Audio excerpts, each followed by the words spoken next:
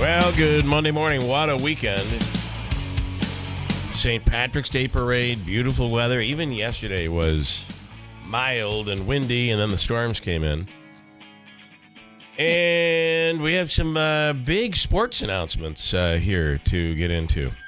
Yes, Davey, we do. Davey, where are you? So, of course, the NCAA tournament underway, and you can win through Tony's in Washington Mills, although we will not be on Friday at Tony's with a free breakfast. We already did that. I don't know if you heard that promo ran. Yeah, that was, I had it undated for the 14th. It should have said, people don't care. It should have said, celebrating 100 years and senile. Right? Here we go again. There we go. That's our crutch for the entire rest of the year. Well, we're 100 years old, of course. Yes, we're a little bit slow. Davey, okay, let's look at what occurred over the weekend. By the way, there used to be a time when we'd say Syracuse was in the tournament and you just expected it. And now we're at a point where we expect them never to be in it. We say no Syracuse and no Syracuse. You kind of know it right off the right at the beginning of the season. Yeah. Okay, we'll speak with head coach Harley Fuller is the head coach of Mohawk Valley Community College, MVCC. And, you know, there's something that used to be, too. Herkimer used to be the dominant powerhouse when it came to athletics. Matt Lee, phenomenal coach. I know Matt Lee personally. He's a Holland Patton graduate. And they still are, but so is MV all of a sudden. Didn't they have a soccer national championship earlier? Now, national champions, NJCAA basketball, they beat Herkimer on Saturday afternoon for a huge national championship. 58-51. That was a great game, and what a year for MV. Really a great year for both teams, and pretty awesome. So we'll speak with the head coach later on this morning. And you know something, Bill? The only loss for MV earlier in the season to Herkimer. Isn't that funny how that works out? Let's talk about NCAA Division III men's hockey. Hamilton College playing in Maine on Saturday night. 4-2. They win 4-2, which means they'll play the mighty Curie. They'll play the number 1 seed on this Saturday against Curry. So that's a tough one. Yeah. But this team is playing really, really well. And then who does Utica play? Utica won in powering fashion. A game that I was at on Saturday afternoon, a 1 o'clock game. And Davey will look up who they play. But they play this Saturday. And at 1 o'clock. It's another 1 o'clock game because the Comets will be home. They play St. Norbert. They play St. Norbert. This team is a team that has a history. If you look up this team, they have a history of national championships. So St. Norbert? I think so. They come in on the record 23-5-1. Who do they beat? They beat Gucci. Gucci, along with their bags. I can't pronounce it. All right, so it begins with look this team up, but I think Gary was saying that this team is this is going to be a tough game. It's a really good team also. Utica is the higher seed, however, I believe. St. Norbert won the championship in 2018. Yeah. So this is a powerhouse, and they won in 2014, so this is going to be They have two, Heenan said on Friday, they have 2 national championships under their belt. He figured they would be playing this team. So these are 2 very big games. Now, here's the most amazing thing of all.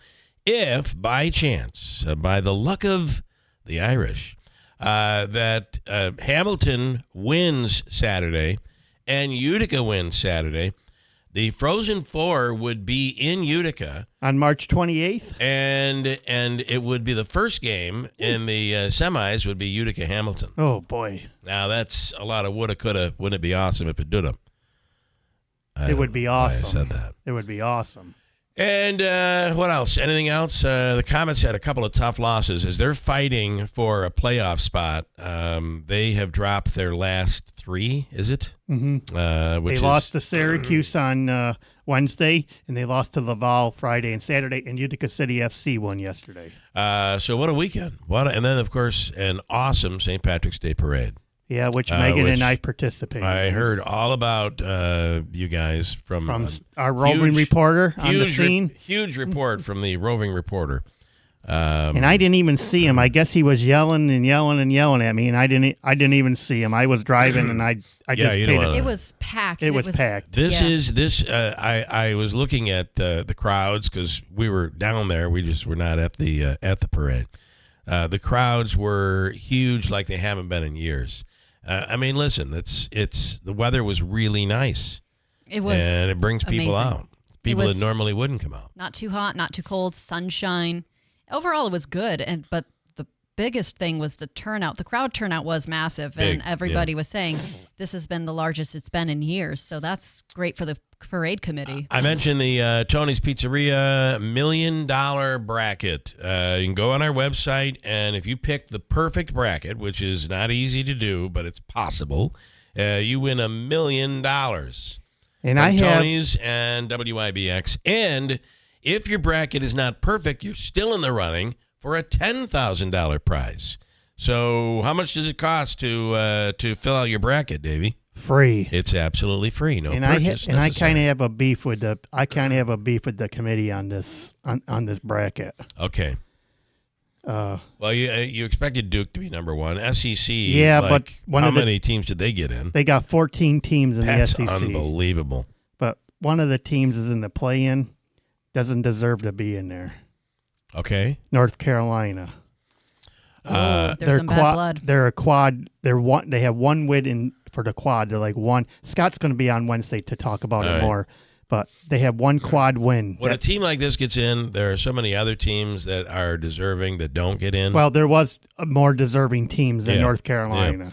Okay, we have that, and we mentioned the bracket, and go to our website for that and fill out your bracket. You'll have until, Wednesday to fill it out, and there's no purchase necessary. Today is St. Patrick's Day. Today is Davey's 50th birthday. Happy birthday, Davey. And Thank you said a little something during the news where, it is only my 50th. It's not a big deal. 50th is the big deal. Not to me, it's not. Well, it is, and I'm going to tell you why. From here on down, it goes down, way on down, like Elvis. Downhill. Downhill? Yeah. No, this is a big one for you, and you don't look 50 either, by the way.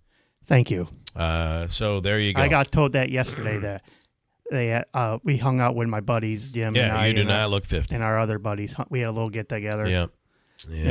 One of them says, how old are you going to be? And I said 50. He said, dude, you don't even look 50. You don't look 50. This morning, I can't believe this story. Actually, there's a crazy story brewing in Herkimer. We'll speak with someone on that later on this morning. And then on Friday, who saw this coming?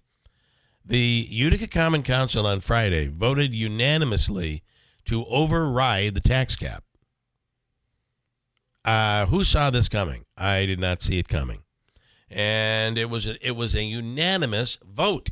After all of the arguing and bickering and finger-pointing that happened last week, after all that drama, the Democrats who were holding out all voted for the tax override. I think they're going with a 3.4% tax increase. So this morning we'll speak with Katie Iello, and I did get a message. I got to check on that. We'll speak with Joe Beatus and possibly Mayor Galimi. Never saw it coming. So does that mean that the budget's still going to come out to 9.75, or is it going to come out lower? No, I think you probably will see like Bill Morehouse said, a 4 or 5%. They could go with the 9%, but I think that they've gone over the tax cap. I do think you may see a 3.4% tax increase. And then, she sent me the resolution that passed. I'll get into that coming up. The local law that was passed, and we'll get into that coming up as well here this morning. So, holy moly. And then I've been dealing with this thing all weekend. I just try to get to 9 o'clock, try to get to Wednesday. I'm off Thursday and Friday, Andrew's wedding, and I go to now that I need to fill in my schedule, but I will, because there will be Richard out there. That's going to be, you took Thursday and Friday and Monday off. Couldn't be helped. So I'll be at Roswell Thursday and Friday, and then Andrew's wedding over the weekend. So Yeah, you're a busy man. Good times. Roswell in New Mexico is where we're going. We're going to you're investigate gonna get up the aliens. Yeah, exactly. Area 51, all that stuff. All of that. And all right, we have all of that going on. Coming up, we'll give Megan an opportunity to give us the full news and forecast coming up. Yesterday, that wind was whipping, and there's some damage. In fact, I was following a National Grid truck coming in this morning. Those guys working all night long to restore power that was out, whether it's limbs and trees that are down. In one case, you saw that roof that was ripped off. There was some damage because of the wind. But I got to tell you, although our sump pump has been working overtime for the last week, it was really pumping yesterday. Oh, it was. That downpour came down. It turned the skies out. It turned outside white. That's how heavy the rain was. I really didn't expect this snow to go, and I realize you're having a completely different situation in the north. And Davey, you probably still have snow on the ground at your house. Most of it's all gone now. It's We did as of Friday. We had about banks, but now it's down. That's what I had. Now I have like 2 banks left, and that's it. Yeah. I can't believe how slowly this melted, with temperatures in the 40s, 50s, and 60s. And I don't know about anybody else yesterday. We hit 70 at our house yesterday. It was really something nice. Oh, the windows were open until that rain came down. Just out that stuffy air. I know of at least one road closure over there by River Road and the River Road in Oriskany after you get off 49 between Joe Kelly Boulevard to go into Oriskany. Okay. It's flooded? It's flooded. That always gets flooded. Maybe you can check with Sheriff Mashel and see if he has a rundown. I'm wondering if Route 5 there, coming in from Clinton to New Hartford, over there by Bonomo's, if that is... I haven't seen anything yet. Haven't seen anything there. But I got to say, I'm really surprised we're not seeing that really bad flooding that I was afraid we were going to see. Coming up, Ray Stajic. We'll do that next at WIBX. This is Keeler. WIBX 950 and 92.3 FM. Now back to the Keeler Show. All right, well, I guess we're going to do it now. As a matter of fact, we do have, we'll delay your news. That's fine. I do have Ray Stajic standing by on the line right now from the Weather Channel. Ray, good morning. Good morning. Well, first of all, we always rip on weather people, meteorologists, when the weather is bad. So we'll have to say thank you for some really nice weather. It was quite pleasant over the weekend. I don't know how I'm taking that. Yeah. Probably a little facetiously, right? Well, yeah, a little bit, yes. And keep in mind, it's been a long winter, so we'll thank anybody at this point. Right. Yeah, and you know what's amazing? It's like how quickly it came to an end. It did, yeah. It was abrupt. This big abrupt change, and all of a sudden we went from talking about feet of snow and snow and ice and roof collapses to all of a sudden it was severe weather and a couple of tornado warnings yesterday. Amazing. I got to tell you, let's not forget that last Friday we were dealing in whiteouts. You had that horrible bus accident that occurred. Whiteouts in the area, high wind, snow and cold. And here we are. It was 70. It was 70 and humid at the very just before the storms hit yesterday. Felt like an early summer day. It did. I mean, these are temperatures you see like in May. So somebody kind of flipped the switch on us and flipped it pretty quickly. And that was one of the pieces of our development of the storms yesterday. We had warm tropical feel to the air mass with the humidity. You felt it, Bill. You're telling me you felt it. Everybody knows. And we're kind of like, all right, well, what's going to happen when this breaks? Well, we had a powerful storm that produced severe weather across the South. Unfortunately, over 60 fatalities, I believe, at last count. 60 to 80 tornadoes reported and over 200 tornado warnings issued. That doesn't mean confirmed, and that's where we get into the story here for, our area, where we had a couple of tornado warnings yesterday. Now, it's a good time to probably remind everybody what the warning means and what actually happened. So the warning means that there's indication that there's rotation within that thunderstorm on Doppler radar, and that's why the Weather Service will issue the tornado warnings for that rotation. Now, if it's something that's verified and there's a tornado on the ground, it would be in that warning where it says observed, either by radar with a debris signature or by a trained spotter. We didn't see that yesterday. And sifting through the storm reports, as of this morning, no official reports of any tornado touchdowns, but significant wind damage. In turn, they had wind gusts 60-plus miles per hour. Fayetteville, 62-mile-per-hour gusts. Wow. A lot of it was right around Oneida Lake, where we did see some wind damage. Port Layton, same thing. Mexico, some wind damage off to our west, but 60-plus mile-per-hour winds from severe storms and even a couple of those isolated tornado warnings. I got to say, last night I was trying to watch 60 Minutes, and for the first EAS test came in. It stopped. Right. Then the second EAS test came in, and it stopped. The third EAS test came in all in a row, and I'm like, okay, wow, I'm not going to be able to watch this. So obviously it was just severe thunderstorms, but still, do you feel this gives us any indication of the severe weather? I mean, listen, we had that tornado in Rome last year. Yes.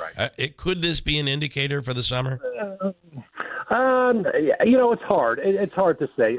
My guess, my gut tells me no. Yeah. And we just always have to be prepared. It's a reminder that now that we've gotten into, middle of March might be a little bit early, so this is a little bit of an anomaly. But, as we get into April, May, and June, the severe weather months are coming up, and it's a good time to start thinking about, preparations, right? What do you do when you get warned? Where's your interior room? If you have a basement, what are those things now that, when we do have chance of seeing, even if it's strong winds and severe thunderstorm warnings, you should treat those just as you do a tornado warning, because, we had no confirmed tornadoes yesterday as of this morning, but trees and power lines down and 60-plus mile-per-hour winds, that causes damage. And, obviously, if you're not in a safe place when that does happen, you could lead to, some, unfortunate things to happen. You certainly want to be in the right place when we do have severe weather coming through. All right, Megan.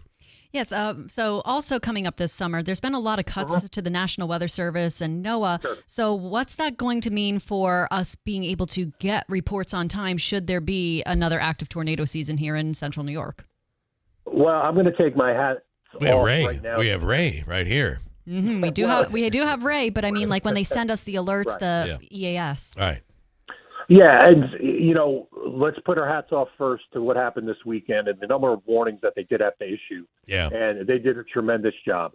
That question, and it's a great question, Megan, it's going to be one of those, this remains to be seen. It could be one of those, oh, no, we got to go back. And, right. Depending on how active the season is, even as we get into hurricane season, too, there's a lot of chatter about that. How is this going to affect people along the coast in the south, especially in the hurricane out. So it's a tough question. I think it's going to be one of those, we're just going to have to wait and see. These guys are going to be working extra hard, guys and gals, and I know their number one job is to keep everybody safe and to make sure they're issuing alerts and the best forecast that they can. So, I really think they're going to do their job and be able to keep up. I hope anyway. Yeah. All right. And the difficulty is if they decide to go hiring back, there's a good chance that some of those people have already found new jobs and won't end up going back. And if you ask a Trump supporter, they'll say, well, they never got the hurricane season right anyway. If you ask somebody who doesn't like Trump, we're doomed, and look at the gloom.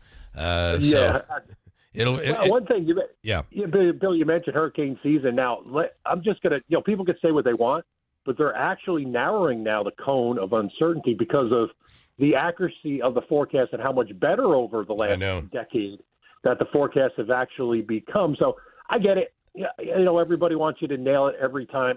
I'm going to say it and use the cliche that it's not a perfect science, but everybody's out there doing the best they can. And, on the everyday run-of-the-mill weather, of course. But when it counts, we step up, and hopefully that's Weather Service is good. And I think that people they confuse that very early forecast that comes out, like in March, where they say, or this is going to be this type of a hurricane season, to actual hurricane forecasting. It's a completely different thing. Right. Yeah. Exactly. Yeah. It's and if you don't do it, then you're going to hear it. Somebody says, well, why don't you put out a seasonal forecast? Yeah. So you can't win sometimes. Yeah. All right, Ray, we appreciate it. Have a wonderful week, and thanks so much. See you, gang. All right, Ray Stajic from the Weather Channel. Megan with news here at WIBX.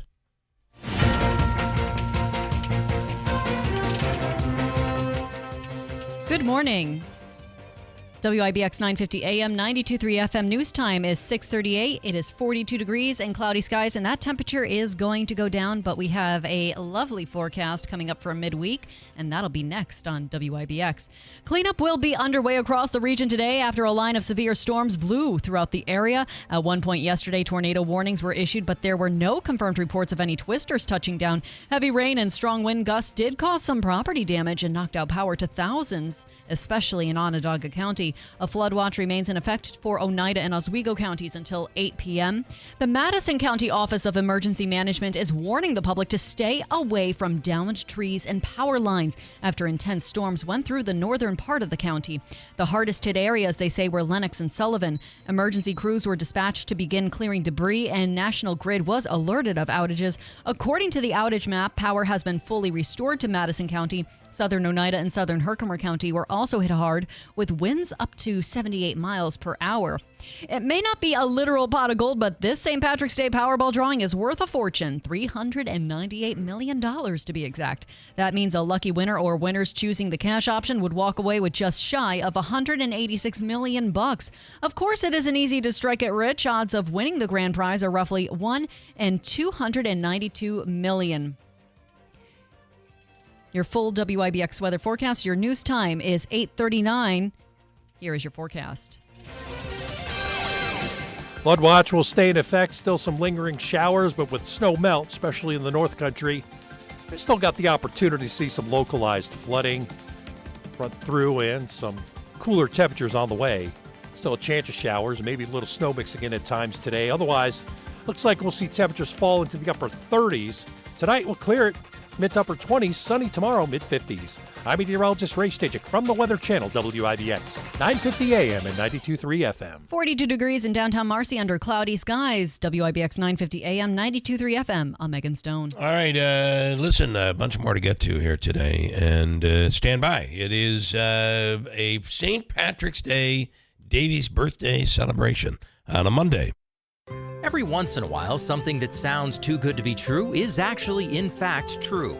How would you like up to $4,000 of free windows? And when I say $4,000 of free windows, I mean $4,000 of free windows. No gimmicks or games. You don't have to buy $4,000 to get $4,000 free. You just get up to $4,000 of free windows through Patriot Home Solutions and NYSERDA. Of course, some restrictions apply, but none of these restrictions are income-based, and you don't have to sit through a long, drawn-out sales presentation. Give Patriot a call at 315-401-0440, and they can quickly tell you over the phone if you qualify or how you can get qualified. That's 315-401-0440. These aren't any windows. They're high-quality, custom-fitted windows designed to save energy and keep the cold air out all winter.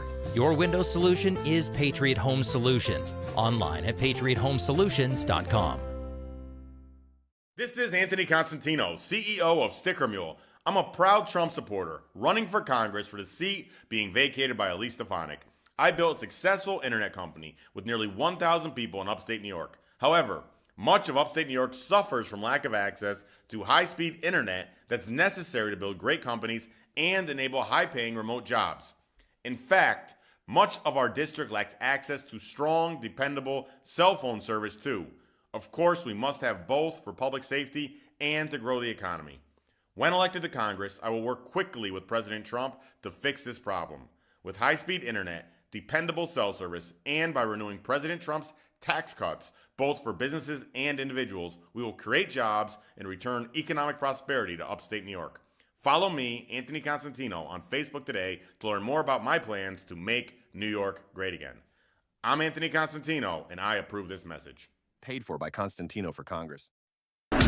WIBX. This is Keeler. WIBX 950 and 92.3 FM. Now back to the Keeler Show.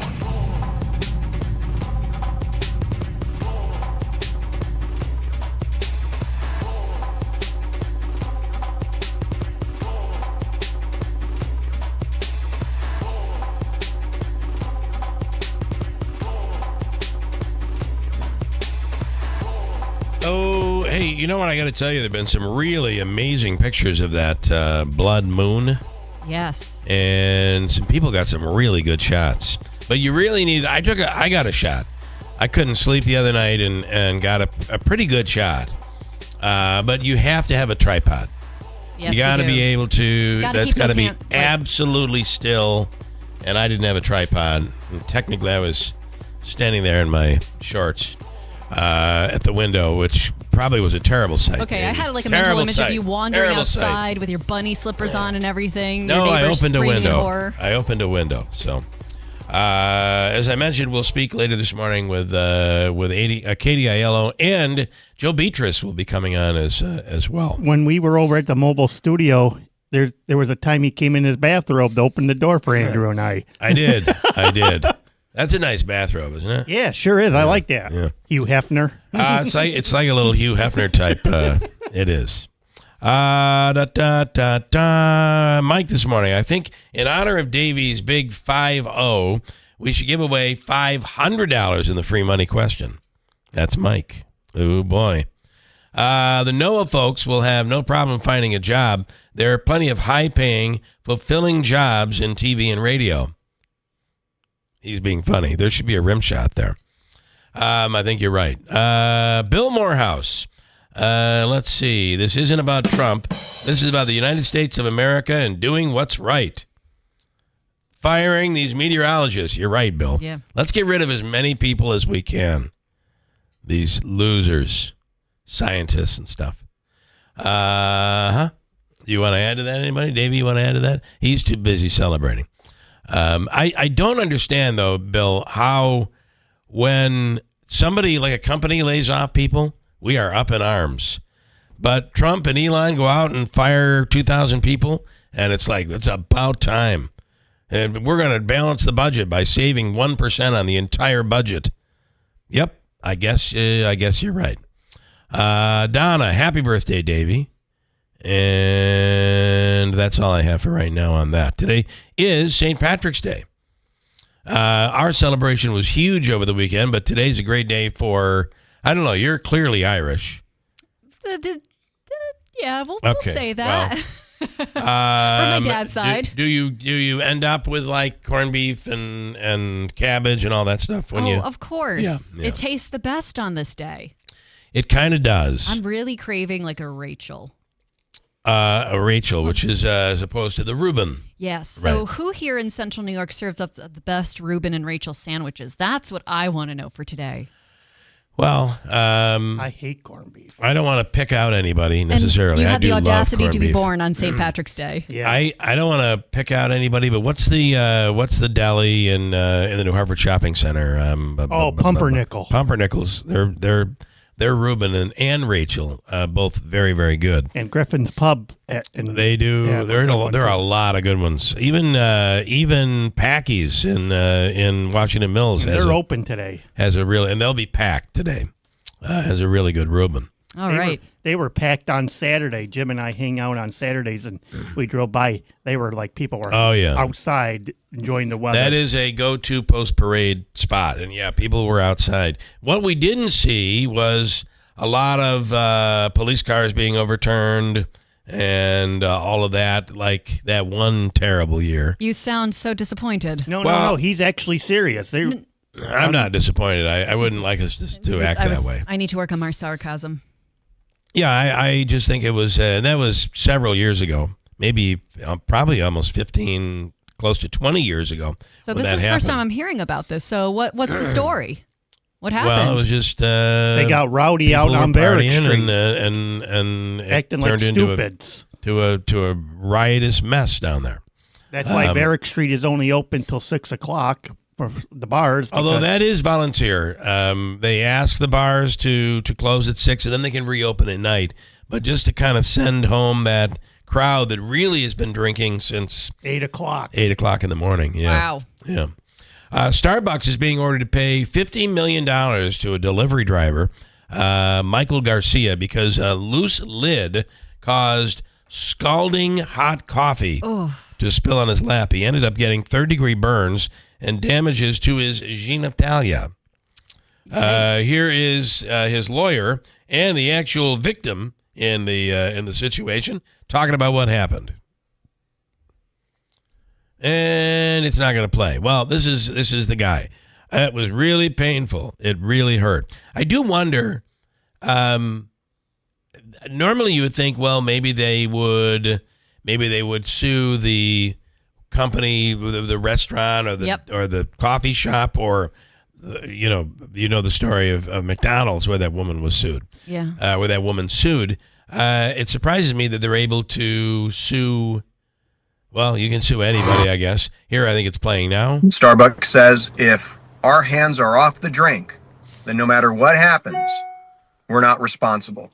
It's a reasonable verdict. It's justified. This injury changed Michael's life. It was gross negligence. No amount of money is ever going to make up for what happened to him. I mean, this is a 25-year-old man whose whole life has been changed, but he's grateful.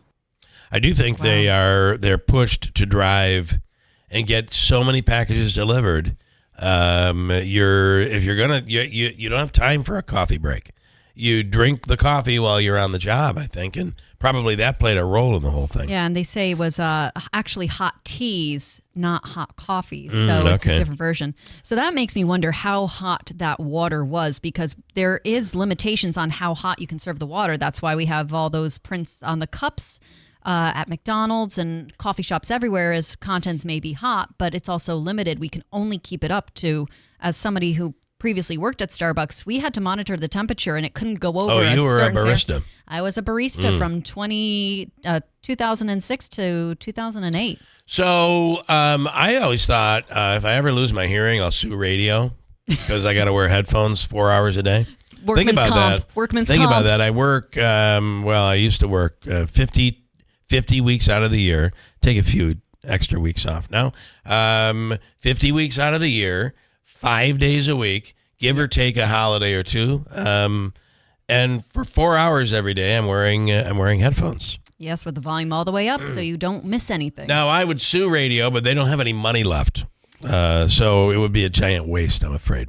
World's biggest Big Mac fan hit another... Thank you. You're welcome. World's biggest Big Mac fan hit another milestone. 71-year-old Don Gorski has been eating 2 Big Macs a day for 53 years. My goodness, that's a lot of bread. And he's not big and fat. He just ate his 35,000th Big Mac on Saturday. Here's Don eating the record-breaking Big Mac. Here we go. You better appreciate this, because I say I had to slow down to 1 a day for 3 days here. It's driving me nuts. So I guess it's definitely 35,000. It's no more, no less. I've counted every single one. Excuse me. I really think I believe him. All right. I wonder if I could ask him any question, I would say, how different do the Big Macs of this year taste from the Big Macs before the pandemic? Are they smaller? Yeah, I gotta say, for me, I love the Big Mac. It's my favorite, one of my. The sauce. I love McDonald's. The sauce makes it. Big Mac sauce. I worked at McDonald's. You did? I did, and I don't know that I see them any smaller today. By the way, he ate his first Big Mac May 17th, 1972. Wow. And he's been doing it every single day since. That's crazy. Dedication. And you made it. Mike Galimi on the line right now. Mayor Galimi, congratulations. They did unanimously override the tax cap, which I never saw coming. What do you say? And good morning, Mayor Galimi. Happy St. Patrick's Day, Bill. Oh, thank you, Mayor. Thank you. It's Stefan. Good morning, Stefan. I know you I thought... This is Davey screwing with us on his 50th. It's his 50th birthday today, Stefan. Yes, happy birthday, Davey. You got to be pretty close to that. How old are you now? I'm 46 right now. All right, you're making your way. A little bit of time. Yeah, well, a couple years, and you'll be right there too. Based on your assessment, Mayor? The crowds were huge for the St. Patrick's Day celebration. Yes, and I saw Davey and Megan, but they didn't see me. Oh, it was a sea of people. Yeah. I got to tell you, I give a great deal of credit to the pickup crew that picked up the garbage and everything. We drove down. It had to be about 12:30. Drove down past the Stanley and Griffin's. Well, they still had a big crowd out there. There was that old. There's a cafe that had a DJ out there playing music. There were still people that were partying along that area of Genesee Street near the Stanley, but it was cleaned up. It looked really. Everything got cleaned up really well. So that's a good thing. Anything else you have, Stephen? Big weekend for sports. You have Hamilton won, Utica won in the NCAA tournament in Division III hockey. MV became national champions. That was enormous. And good job to Herkimer for making it to the finals against MVCC. Yeah, that was all great. All right, and you did it all without having to go to jail or anything. You stayed well behaved this weekend, and that's a good thing, right? Yes, it is. All right. Okay, Stefan, thank you. And did you make it to the UC game? No, I did not. Okay. I wanted to watch basketball. Okay, fair enough. All right, have a great day, Stefan. Thanks. Happy St. Patrick's Day. Happy St. Patrick's Day. An auto mechanic from Boston is searching for a cat after two young kids stole it and put the cat in their book bag. What the hell is going on here? Here's audio on this one. They asked me if they can touch the cat. I say, yes, you can come in and touch the cat. They'll look around. They don't see me. They open the bag and place the cat inside the bag and close and took off. And they ran away. This is apparently the new prank, the new TikTok prank. You know they taped it, and at some point it'll get posted online with their faces blurred out. Yes, I think I would go to jail if somebody tried to steal my cat. I will not lie. It would be on site. You have a cat? I have a cat. Okay. Why do I think that someday you'll have 20? No? Okay, good. I guess I fit the... Do I fit the 20's profile? not good. 20's not good. No, it's stinky. Well, I'm. You don't have a profile yet. I'm trying to create one, and that was you're trying to frame me as the crazy cat lady? I'm checking that box that of no on the crazy cat lady. You've met my dog how many times, Bill? So you do have a dog? Yes, Harvey. Oh, I pay no attention. If you had a baby, I wouldn't know your baby's name. You're still probably pulling off his fur from your wardrobe when you last saw him. Oh, okay. What kind of dog do you have? A collie. It's a like collie. Lassie. Okay. Sheds so much, but he's adorable. I Love him to death. do find that I pay so little attention. If it isn't my dog, my wife's cat, or my kid, I really I don't retain it. And your wife's cat's your best friend. Oh, that cat is like all over me, and I don't get it. I don't get it. I clearly make it very clear I'm not a fan. And that stinking thing, I think cats are evil, and they do it on purpose. Aww. They look for the person. Oh, they're smart. They look for the person that they want to terrorize, and it doesn't necessarily like them, and that's who they cling to. It's actually, I think it's almost like a scientific study that cats know who doesn't want to interact with them, like those who are allergic, and they seek them out because they want the attention, but they don't want to look like they want the attention, so they're going to try to win someone over. If you have a time for me, let me know. I think you may be right. This story I want to get in. I have two big stories I want to get in. One not so big. Los Angeles, in the neighborhood in L.A., is on the edge. We've had this crow problem here in Utica, Rome, where the crows just they keep coming back every day. You can't get rid of them. But do you know they're protected? You can't shoot a crow. Someone shot over 100 crows and killed them, spraying bullets and almost hitting people. Here's the resident there talking about what was going on when it went down. The whole block and neighborhood is feeling pretty freaked out about it. You know, it's crows, but how long until it escalates to pets and children, or maybe the rest of us, or perhaps a bullet ricochets off of something? Doesn't this woman sound like Katie Iello? Exactly, doesn't it? It's not her, though. When we have sometimes you hear... Yeah, it's not her. We're gonna compare their voices. She says pop, pop, pop. That's what she was hearing, the gunshot. It goes over... Went everywhere. Your head. I was out here with a neighbor the other day. She was walking her dog, and she ducked because she heard the noise come from above. You agree with me, right? Sounds like Katie Iello.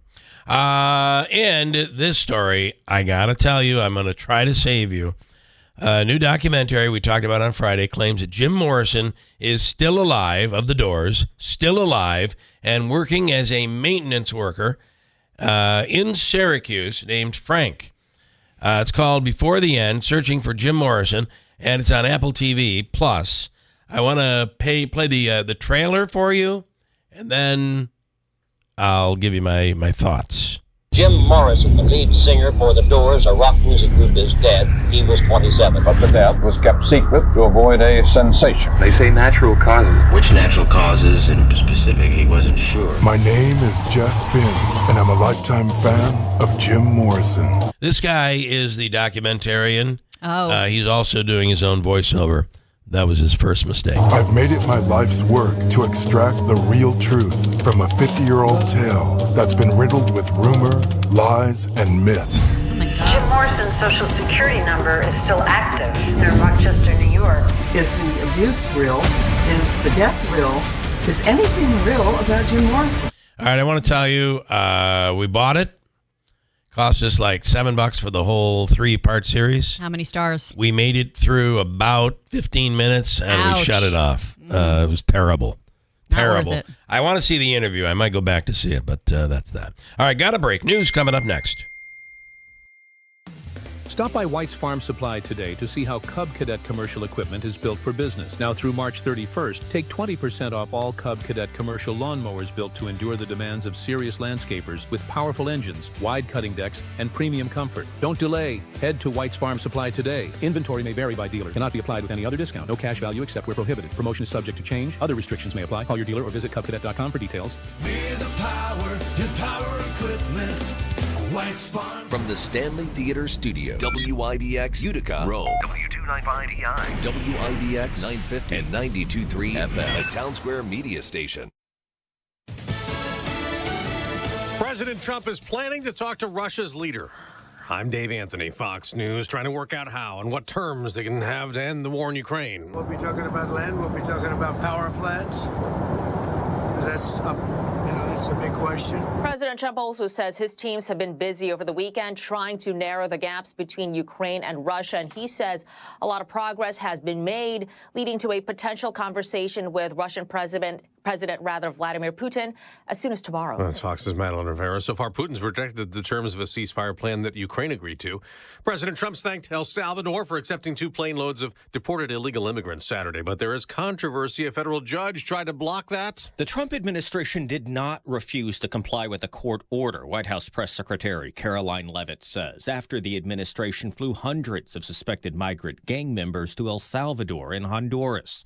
Leavitt says while the order from a federal district court judge had no lawful basis, it was issued after the migrants were already out of U.S. territory and airspace. Fox's Jared Halpern. Houthi militants have fired missiles and drones at U.S. targets, but they've been shot down. The Iran-backed rebels trying to retaliate for weekend U.S. airstrikes that hit the terror group in Yemen, killing at least 53 people to stop the Houthis from attacking ships in and around the Red Sea. National Security Advisor Mike Waltz tells Fox News Sunday, "We just hit them with overwhelming force and put Iran on notice that enough is enough." There's a lot of damage in the South and Midwest after storms full of tornadoes. At least 40 people dead in 7 states. Fox Weather's Katie Burns in an Alabama town with a lot of tornado wreckage. The damage here in Gordo is mainly to homes and farms in town, but the Red Cross is on the ground here in Gordo helping people impacted by the storm. And as some roads remain impassable because of downed trees and power lines, schools are closed here today too.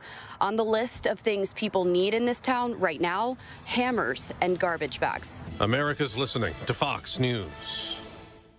You've likely heard about Relief Factor and how so many people enjoy a better, more pain-free life because of it. If you're dealing with everyday pain, it makes sense you'd want to try it first. Well, Relief Factor makes that pretty pain-free too, with their 3-week quick start for just $19.95. An easy, affordable way to see how it could literally change your life. Relief Factor is a daily supplement that fights pain naturally, developed by doctors. Relief Factor doesn't just mask pain temporarily, it helps reduce or eliminate pain. In fact, the longer you take it, the more effective it is. Trying it couldn't be easier with their 3-week quick start for only $19.95. That's less than $1 a day, and it just takes a phone call. 1-800-4-RELIEF. That's 1-800-4-RELIEF. Wherever you're having pain, every day you feel better is a day you live better. Try Relief Factor's 3-week quick start today. Visit ReliefFactor.com or call 1-800-4-RELIEF. That's 1-800-4-RELIEF.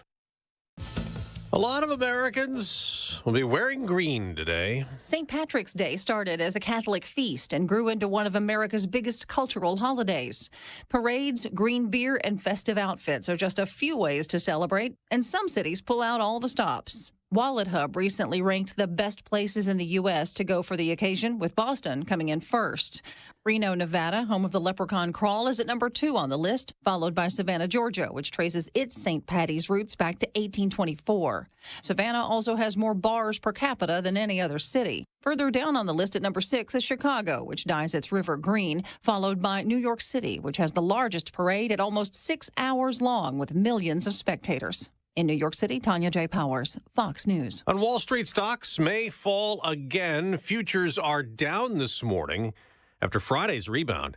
But despite that, the Dow and the Nasdaq still lost 2 to 3% last week, continuing a March sell-off. It is March Madness time in college basketball. The NCAA tournaments are set on the men's side. Of the 16 SEC teams, 14 made it to the big dance. Only LSU and South Carolina were left out. 2 SEC squads picked up number 1 seeds, Auburn in the South region and Florida in the West. The Gators are back in the tourney for the first time in 11 years. The last SEC squad to win the national title was Kentucky in 2012. The other 2 top-seeded teams are Duke in the East and Houston in the Midwest. 2-time defending champ Connecticut is an 8th seed in the West. The Huskies open their three-peat quest against Oklahoma. No team has won 3 straight men's titles since UCLA in the 1970s. Bob Mortale, Fox News. Now, in the women's tournament, UCLA is the number 1 overall team. The other regional top seeds, South Carolina, Texas, USC. In golf, the Players' Championship's gone to overtime. Rory McIlroy and J.J. Spaun will face each other in a playoff today at the TPC Sawgrass Course in Florida. I'm Dave Anthony, Fox News. Good morning, WIBX 950 AM, 92.3 FM news time is 7:05. It is 41 degrees under cloudy skies. Your full weather forecast is coming up next. I'm Megan Stone. 60,000 domains associated with toll road text scams are in use. Researchers at threat research platform Census are extensively tracking this scam. They agree they are likely perpetuated by Chinese criminals overseas, and it costs them an estimated $90,000 to buy in bulk. A senior researcher noted you don't invest that much unless you are getting some kind of return. Cybersecurity firm Trend Micro says they're building large data centers staffed with scammers in the jungle. Those planning to hike the Adirondacks or the Catskills are being warned of the increased risk of avalanches and flooding amid a rapid warm-up. The New York State Department of Environmental Conservation issued a recent warning to hikers, saying the fluctuating temperatures create the possibility for hazardous conditions.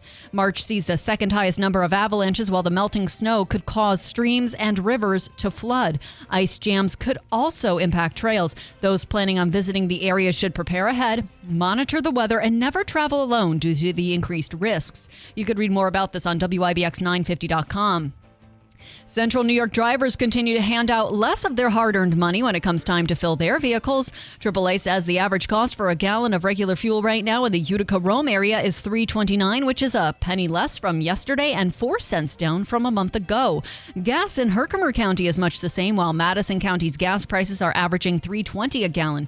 The cheapest gas is still in Onondaga County at $3.09 a gallon. And St. Patrick's Day is today. The holiday celebrating Irish culture is held annually at March 17th and commemorates the patron saint of Ireland. Traditionally, Christians who were fasting for 40 days during the period of Lent had their eating and drinking restrictions lifted on St. Patrick's Day, allowing for feasts and for alcohol consumption. In the U.S., the National Retail Federation says they expect over 60% of Americans to celebrate the holiday, and they'll each spend an average of $43 on the celebration. That comes out to a pot of gold worth $7 billion. And for those watching the YouTube, yes, Bill is not wearing green today, but please don't pinch him. WIBX 950 AM, 92.3 FM. Here is your weather forecast. Flood watch will stay in effect. Still some lingering showers, but with snow melt, especially in the North Country, we still got the opportunity to see some localized flooding front through and some cooler temperatures on the way. Still a chance of showers, maybe a little snow mixing in at times today. Otherwise, looks like we'll see temperatures fall into the upper 30s. Tonight we'll clear it, mid to upper 20s. Sunny tomorrow, mid 50s. I'm meteorologist Ray Stajic from the Weather Channel, WIBX, 950 AM and 92.3 FM. 41 degrees under cloudy skies. Your news time is 7:07. In sports, the field has been set for the 2025 NCAA men's basketball tournament. Auburn is the number 1 overall seed and tops the South region. Duke is the top seed in the East region. Houston tops the Midwest, and Florida is the number 1 seed in the West. The SEC has set a new record with 14 teams being invited to the big dance. Kansas has also set a record by making it to the tournament for a 35th straight season. According to Sports Trust Advisors, the Jets inked defensive tackle Derek Naughty to a deal. Naughty spent the first 7 years of his NFL career with the Kansas City Chiefs and is a 3-time Super Bowl champion. The Yankees continued their spring on Sunday with a split squad action. The Bronx Bombers came away with a 7-5 win over the Tampa Bay Rays in Port Charlotte, but also fell to the Pittsburgh Pirates 4-3. New York will visit the Toronto Blue Jays this afternoon. The Mets were shut out by the Houston Astros 5-0. Tyler McGill suffered his second loss of the spring after allowing 4 runs on 6 hits over 5 frames. The Mets are visiting the Miami Marlins and hosting the Tampa Bay Rays this afternoon. The Nets snapped their 3-game skid after topping the Atlanta Hawks 122-114. Cameron Johnson led the team, scoring 28 points. Brooklyn is 13th in the Eastern Conference, and they visit the Celtics tomorrow.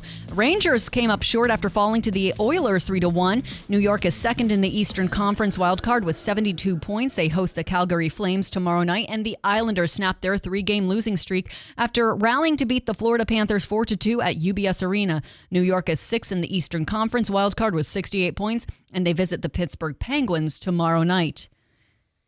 That's sports. I'm Megan Stone on WIBX. We have a couple that we got to get to. Herkimer and MV faced off Saturday afternoon in the NCAA championship. The fact that Herkimer was host of this was awesome, and MV comes out on top as national champions. The runner-up is Herkimer. That's pretty cool. NJCAA champions nationwide. We'll speak with the head coach coming up later on. Hamilton and Utica both playing in the NCAA tournament in men's hockey. Hamilton will face off against Curry as they won over the weekend on Saturday. And Utica won in what was the final of that? 5-1. It was almost a shutout. Probably should have been, but it was the last minutes of the game. They ended up scoring. So 5-1 was the final, and they'll play which team? St. Norbert State. St. Norbert State, or Norbert State. Norbert. They have won the national championship twice. They have 5 losses on the season. It'll be a toughie, and it'll be at the Adirondack Bank Center. Tickets will go on sale, I believe, Wednesday for everybody to buy tickets for this Saturday's game. And Davey, you say that's a 1 o'clock game. Yeah, it says 1 o'clock right here on the schedule. All right. The Comets are playing against the Charlotte Checkers on Saturday. All right, which is why the game will be an afternoon game. Okay, big Herkimer story with some controversy in the village of Herkimer. We'll speak with someone who has been looking into it. Joe Beatus, Common Council member on the Republican side. What happened on Friday? All of the members of the Utica Common Council in unison voted in favor of moving the tax cap, so by bypassing the tax cap. I believe it'll be a 3.4% tax increase. We'll speak with Joe, and later on, Katie Iello coming up. And tax season is here. The Better Business Bureau is warning of ghost preparers. You give them all of your information only to find out it's a scam. We'll talk about that coming up here, 7:12 at WIBX. Preborn helps to save the lives of unborn children. This year, that miracle of life may happen more than 50,000 times. You see, while Roe v. Wade was overturned, returning decisions on abortion to each state, What's known as the abortion pill has superseded surgical abortions, accounting now for 60% of all of them. Preborn's network of clinics are on standby for women in their darkest hour, and they meet them with love and free services to help them choose life for their unborn child. Preborn and their network of clinics have rescued over 330,000 babies' lives to date. But their work has just begun, as every day thousands of babies' lives hang in the balance. Your tax-deductible donation of any amount is crucial in the fight for life and the heartbeat of our nation. Will you help us?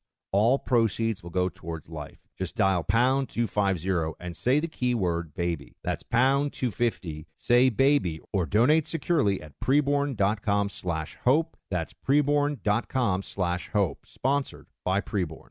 Mattress Express's closeout sale on brand new leftover inventory and floor models. Right now, buy a king or queen and get a free adjustable base. Take up to 5 years to pay with no money down for qualified buyers and no credit check payment plans available as well. Uncertainty, the unknown. These can be some of the greatest fears people face. There is a chance for a life of greater certainty that the Rome Rescue Mission provides. We call it a hand up, not a handout. The Rome Rescue Mission provides the basic necessities and the skills needed to start a new life. It starts simply with someone to talk to. Knowing that someone cares. The Rome Rescue Mission strives to meet basic needs, food, shelter, and clothing, but more importantly, provides emotional and spiritual support. The Rome Rescue Mission helps people start a new and promising life. Being in need is not a choice. Helping is. An unlimited future starts at the Rome Rescue Mission through your generous support. Make a difference and donate now. RomeMission.org. That's RomeMission.org. Rome Rescue Mission. A hand up, not a handout.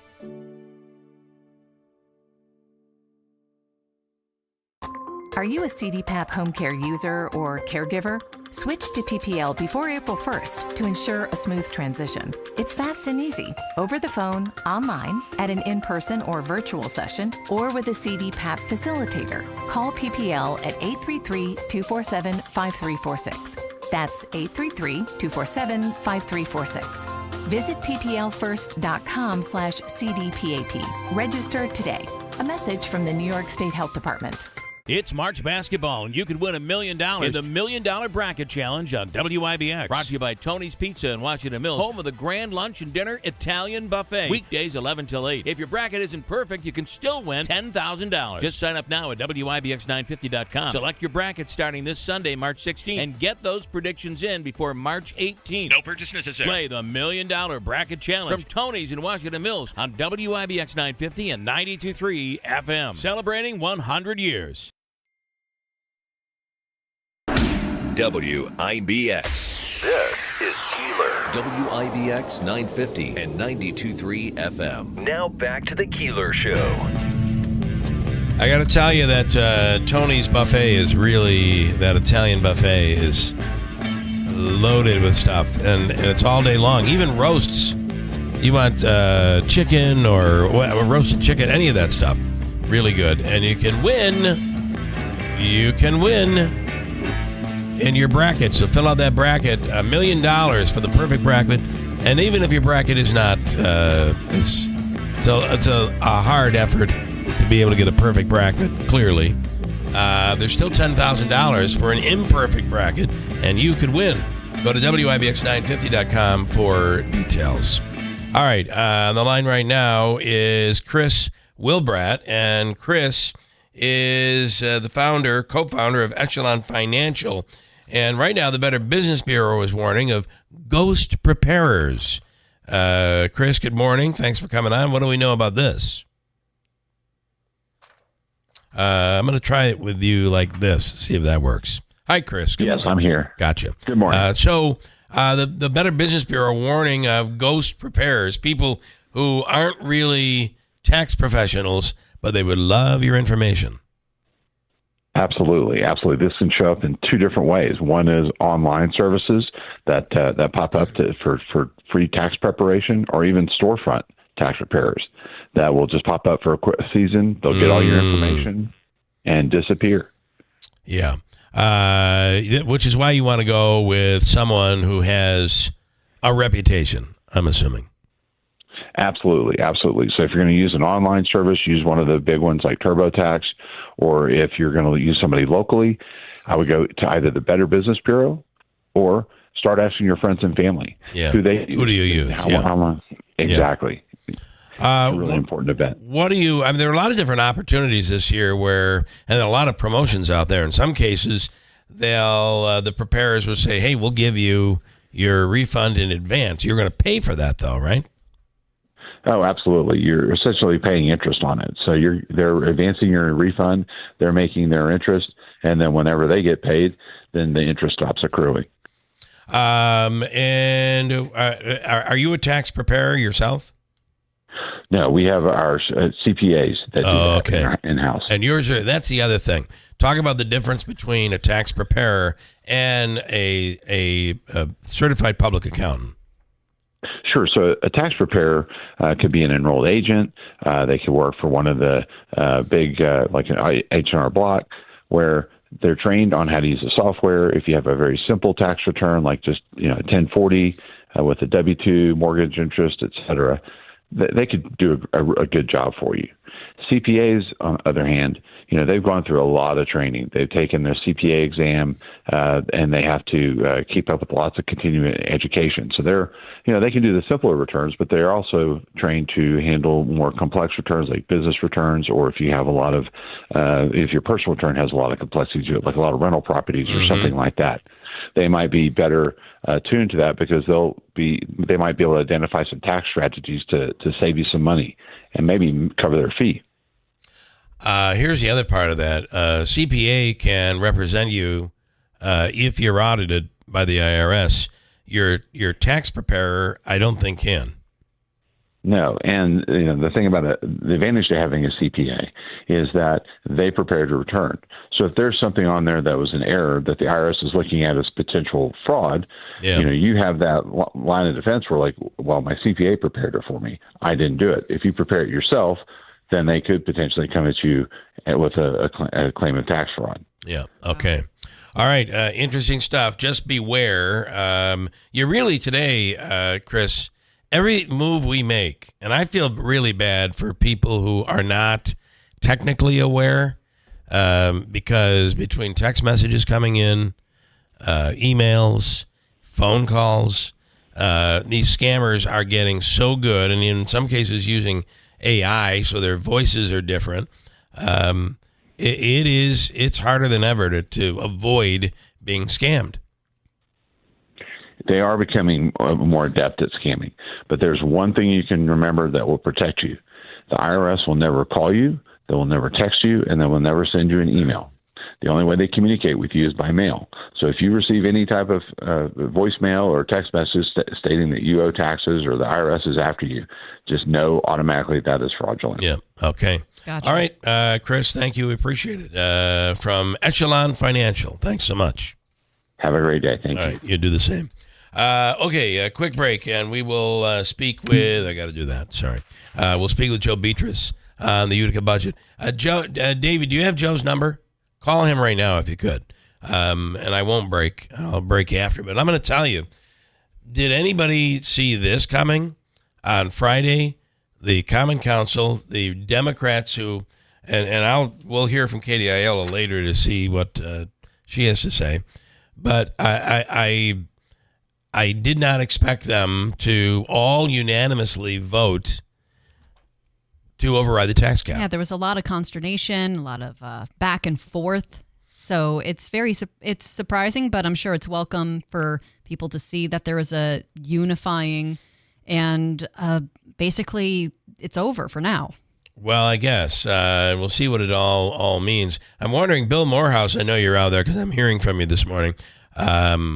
What do you think? Because this, I think they agreed on a 3.4% tax increase. You don't have his number? Oh, call him. Yeah, call him now. I'm stalling right now, Davey, waiting for you to call him.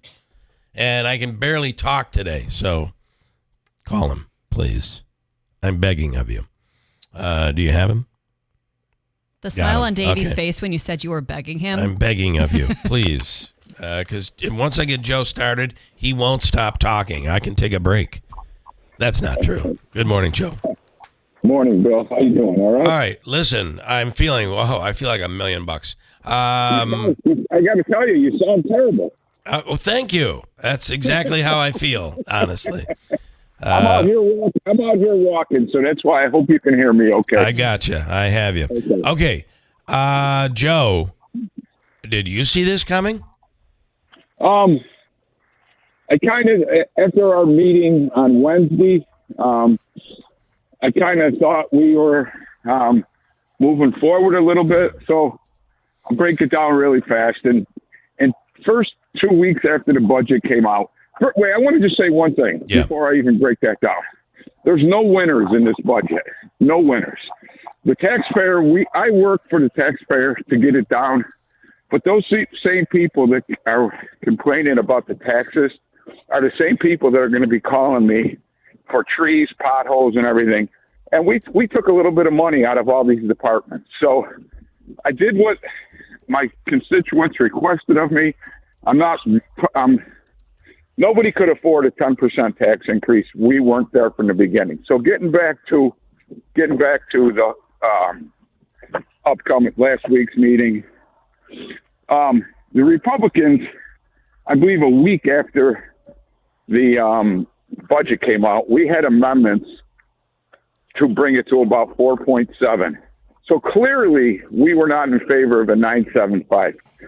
Democrats, one signed the tax, one vetoed the tax cap. They say they could get it under 2, but the only way they were getting it under 2 is with inflate revenue, decrease, health care and stuff like that. And we were never supporting that. Right. So at the last minute, we got together. They voted on our amendments. We looked at some of their amendments. We're still not at the point of 3.4. We're above that, but we have another meeting on Tuesday, and hopefully we get to that point. Now, I want to explain one thing. That resolution that was placed by the council is what it is. It's a resolution. Right. It's a suggestion. The ordinance, the law is 2.1. So in reality, if we vote 9-0 on all this stuff, it's probably difficult for the mayor to veto anything, but realistically, he probably could. And, the hard cap is 2.1. The resolution was we were running out of time. You have to have 72 hours to put it in the paper and do all that stuff to waive that. And, that's what was in there. And we're going to work on, hopefully we can get it to 3.4, because there's some stuff in there that I definitely won't support. Yep. There's a couple other, items that if I can get clarification on it, I will support. Okay. And like I said, I just want the people to know out there, those people elected me. Those were the people who feel the tax increases. They come to me all the time, but they need to realize too, your services are going to be cut. Yeah. Granted, we didn't cut any jobs, and in most places where we cut, Bill, it was a budget line that hasn't reached the amount that was allotted in the budget for this year, and it was a budget line where the mayor wanted X amount of dollars increased, and we still gave them an increase, but not as much as the mayor wanted. Mm-hmm. So it was, and like I told you, it's no win for anybody, but I think it was kind of a positive that we got to work together. If that 2% cap stayed in line and amendments came through and the mayor vetoed them, and let's say it was 5%, 3% of that money is going to go into an account, right, where the taxpayer is going to pay the 5%. 3% is going to go into an account where you can't touch, and the mayor's going to have to cut the services anyways. So I think it was a very positive thing that we got them to waive the tax cap and kind of work together. Well, I think it is. It's the way. Really, it's the way it's supposed to work. And I can't believe we're saying this about the Utica Common Council, but it is the way it's supposed to work. Well, let me tell you, it's a lot easier when you're sitting out there, but when you sit in that chair, you're in a no-win position. I support the mayor 110%. I think the world of him. The man works hard. He's very articulate on what he does, and I understand his frustration. I would imagine he's very frustrated with all of us. But in my view, I tried to help him more than anything. Mm-hmm. It wasn't going to be more than 2%. So if we can get it around 3.4, and you can use that money and the cuts we made, I believe, I don't believe that there's that, much where you're going to shut a department down or, he may beg to differ with me. But.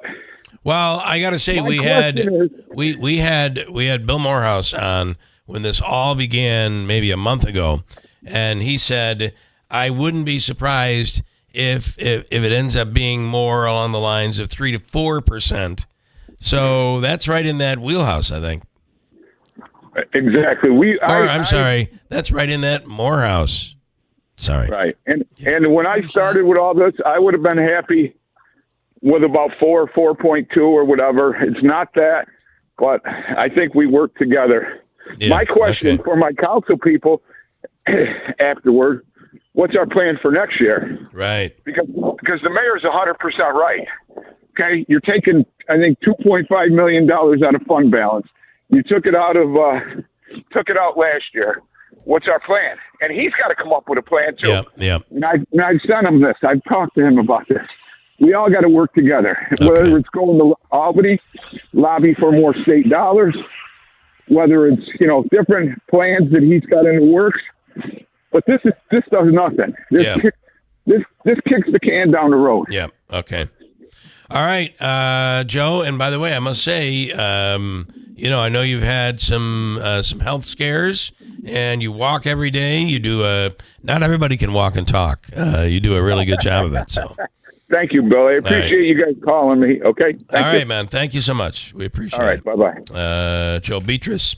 And Mike says, current Common Council reminds me of the old Utica School Board. There was no need for all of the drama, and there was a lot of it, right? Coming up, we have a very interesting accusation pointed at the village of Herkimer, and we'll get to it. Hobaika's free money question is coming up as well. Stand by. It's a Monday morning, St. Patrick's Day at WIBX. Tony's in Washington Mills is the place to watch college basketball in March. 18 screens, 28 draft beer selections, piping hot wings with 10 house sauces, pizza, pasta, panini, salads, and more. And weekdays, enjoy the area's only Italian Grand Buffet from 11 a.m. till 8 p.m. Roasted chicken, meatballs, sausage, peppers, pasta, cold sides, desserts, and more. $15.95 plus tax. Your college basketball headquarters. With $1 million bracket and a chance at a $10,000 consolation. It's Tony's in Washington Mills. Since 1978. Wear your team logo gear while they play and get 10% off. The Potting Shed Antiques in Whitesboro is buying silver, gold-filled, vintage costume, estate jewelry, and U.S. and Canadian coins. They've been your hometown buyer for over 50 years. While other gold and silver buyers claim to offer the highest prices, the Potting Shed Antiques actually delivers. Let Don Hartman take a look at your individual pieces or your entire collection. The Potting Shed Antiques, open Thursdays, Fridays, and Saturdays. Please call ahead for an appointment. Visit thepottingshedantiques.com.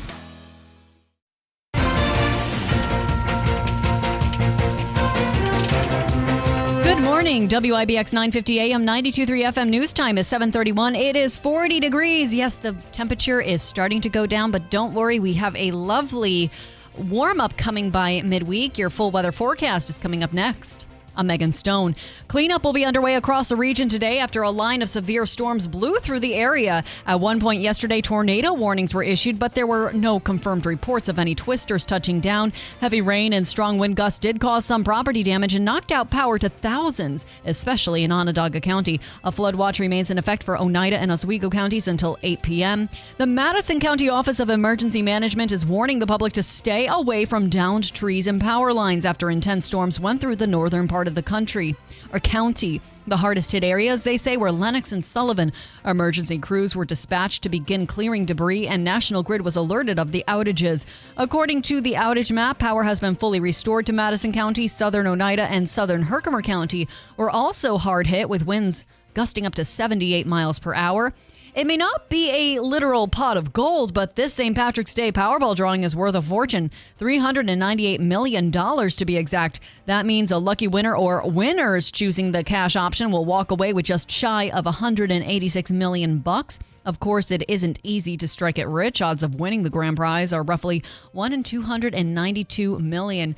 And another person who participated in pro-Palestinian protests at Columbia University has been arrested by federal immigration officials. The Department of Homeland Security announced Friday that Lequa Cordia was taken into custody for overstaying her student visa. Cordia is a Palestinian from the West Bank who had her student visa terminated in 2022 for lack of attendance. Her arrest comes almost a week after the arrest of Mahmoud Khalil. There have been numerous protests in New York and other cities calling for Khalil's release. Your WIBX news time is 7:33. Here is your Weather Center forecast. Flood watch will stay in effect. Still some lingering showers, but with snow melt, especially in the North Country, we still got the opportunity to see some localized flooding front through and some cooler temperatures on the way. Still a chance of showers, maybe a little snow mixing in at times today. Otherwise, looks like we'll see temperatures fall into the upper 30s. Tonight we'll clear it mid to upper 20s. Sunny tomorrow, mid 50s. I'm meteorologist Ray Stajic from the Weather Channel, WIBX, 950 AM and 92.3 FM. 40 degrees under cloudy skies. Your WIBX news time is 7:33. I'm Megan Stone. All right, coming up, we'll dig in with a little bit of Herkimer controversy. I always like that. Davey, it is St. Patrick's Day. What are you willing to do? How much are you willing to give of Hobica's money for today? 50 cents in honor of me being 50. Okay, yeah, all right. What do you think? It's St. Patrick's Day. $200. Oh, $200. There you go. Which is big for a Monday. $200 on the line. And right now you're looking for caller number what? Caller number 7. Seventh caller right now at 315-736-0186. And Sarah's Flooring Outlet has the area's largest flooring inventory with the best service and prices. And Sarah's will guarantee the lowest price on Revwood by Mohawk. This is made in the USA, a great product. And they have the lowest guaranteed price on Revwood by Mohawk. It looks just like hardwood, but it is durable and exceptional durability. You can have the beauty of wood without compromising quality. And best of all, the long-lasting beauty of Revwood is made in the USA. Visit Sarah's to discover the Revwood flooring that fits your style. Sarah's also offers Smart Strand carpets by Mohawk, extraordinarily clean, exceptional durability, and environmentally friendly. See Sal and everybody over at Sarah's Flooring Outlet, the largest flooring store with 6 months interest-free financing. Sarah's, River Road, Marcy, online sarahsflooringoutlet.com.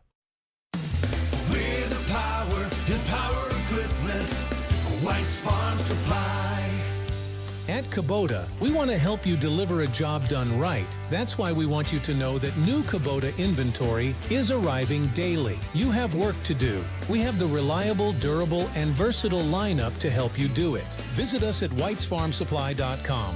We're the power in power equipment. White's Farm Supply. BME Company Business Machines and Equipment has been delivering office solutions for businesses in upstate New York for over 30 years. Their success comes from finding the right document management strategies and software solutions for streamlining workflows. Simply put, BME provides fast, reliable service at the best value to keep your business running smoothly. Through BME's strategic partnership with Hummel's Office Plus, they distribute supplies for just about every machine in your office at a great price. BME welcomes the opportunity to serve your business, selling, leasing, and servicing Canon and Kyocera devices, as well as FP mailing solutions. An important part of BME's culture is supporting the communities they're fortunate to work in, and BME recognizes that support is one reason for their success. The future of business in BME's area is encouraging, and the company is grateful to be a part of that growth. Call BME Company at 315-574-8200 or visit BMEcompany.com. BME Company Office Solutions. Made simple. If you're living with dry age-related macular degeneration or dry AMD, you may be at risk for developing geographic atrophy or GA. GA can be unpredictable and progress rapidly, leading to irreversible vision loss. Now there's something you can do to slow it down and get it going slower. Izervay is proven to slow GA progression. Izervay gets GA going slower. Izervay or avacincaptad pagel is a prescription eye injection used to treat GA. Don't take it if you have an infection or active swelling in or around your eye. Izervay can cause eye infection, retinal detachment, or increased risk of wet AMD. Izervay may temporarily increase eye pressure. Your vision may be impaired after an eye injection or exam. Don't delay. Ask your doctor about Izervay today. Izervay gets GA going slower. Visit Izervay.com. That's IZERVAY.com. Paid for by Estella's Pharma. This is Keeler in the Morning. WIBX 950 and 92.3 FM.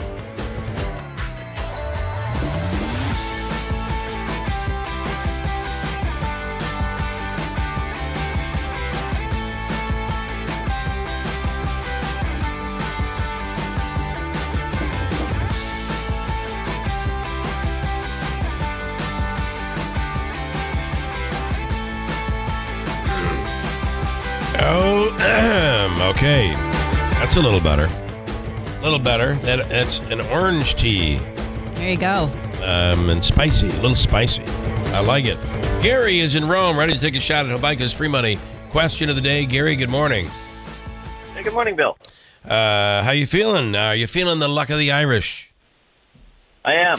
Okay. All right. Here we go with your question. It is worth $200. $200. And here is your question. Make sure everything's up and we're ready to go. Here's your question. St. Patrick, and it comes from the Habaika law firm, Joseph and Andrew Habaika. For your legal needs, call 315-724-1600. St. Patrick's Day has been celebrated in North America and the U.S. since the year 1600. What year did Russia first celebrate with a parade? Ready, go. Russia. 1728. Okay. Yeah. Yeah, much more recent than that. Yeah, that's a toughie. I would have if you would have gotten within 5 years, I think I would have given it to you. 1992 was their first ever. Really? I don't know. Well, prior to that, if it's not Russian, they're not interested. I guess that seems to be it. Plus, they party every day with vodka there. There you go. It's 5 o'clock every day. We'll give you the all-in-one. That was you get the luck of the draw of a very difficult question, I'm afraid. We'll give you the all-in-one food and fun card. It is a $25 gift card to Aquavino, Taylor and the Cook, Babes, and the list goes on. Stand by, Davey. We'll hook you up. Yeah, thanks, Bill. Hope you're feeling better. Yep. Thank you so much. And boom, Davey, take care of him if you could. This goes back to, I think I don't know how anybody else handles I hate having a cold. I don't think there's anybody in the world who goes, yay, I got a cold. I agree. But I think just because of, I know what happens. I've done this year after year. You get a cold this time of year. And the first thing that ends up going is you're trying to push your voice to get through 3 or 4 hours of a day, and you end up blowing out your voice. Oh, yeah. So, well, you remember how I sounded around elections in November when I was doing those. Yeah, you couldn't talk. I was like, yeah, I wasn't. So you sound a lot better than I did. Yeah. So when you run into a situation where somebody is hacking up a lung, and I got to tell you, I really felt good Saturday. I thought this was one of these couple days and done. At least it was you felt good on the one good day of the weekend. It was. I mean, we went to the hockey game. I felt really good, and didn't even feel like I had symptoms. And then I woke up Sunday and sounded like this. What if you picked up something from the hockey game? That could be. Anyway, so now I will be left to, when I am on an airplane later in the week, if it's like this, you can't, you end up having to wear a mask because they will look at you like you're a criminal if you don't. So that's what I will do. You know what? That'll help filter out that stale airplane air. You know that. Or if somebody rips a good one on the plane, has that ever happened to you? Not to take the conversation into a bad direction. I never expected to hear that out of you. I have memories, Bill. From Toronto to New York City, my friend and I sat behind a college boy, and he was so flatulent, let's just say, that the airline stewardess felt so bad they hooked us up with me and my friend free wine to get through that flight. Well, maybe he messed his pants. I don't know what he did. I think he stuffed a dead skunk in his pants. Oh, boy. All right. Well, Megan, I didn't expect to go there, but this makes for an awesome transition. It's Monday. Let's give people a smile on their face. Maybe there's not everyone will smile, but really, maybe the Falcon Clinic could help. You may be having one of those digestive issues. Call on the Falcon Clinic in Washington Mills, accepting new patients. The Falcon Clinic is the area's premier osteopathic medical clinic, and they're accepting new patients right now. If you're in need of a new family doctor, you're having issues with sleep, fatigue, pain, ADHD, or other issues, call on the Falcon Clinic. Dr. Zielinski, Dr. Shemaleski, there's therapy, acupuncture, and the list goes on. It's the Falcon Clinic in Washington Mills. Call today at 315-507-4751. Need of a new doctor, need of a new family doctor, 315-507-4751, the Falcon Clinic in Washington Mills. If your walls could talk, what would they say? I have sent children into fits of rage. I am responsible for a child's speech impediment. I am the reason a child can't read. Just because you can't see lead paint doesn't mean it's not on walls, doors, windows, and sills. Today, lead paint poisoning affects over 1 million children. If your home was built before 1978, log on to leadfreekids.org or call 800-424-LEAD. Brought to you by the Coalition to End Childhood Lead Poisoning, EPA, HUD, and the Ad Council.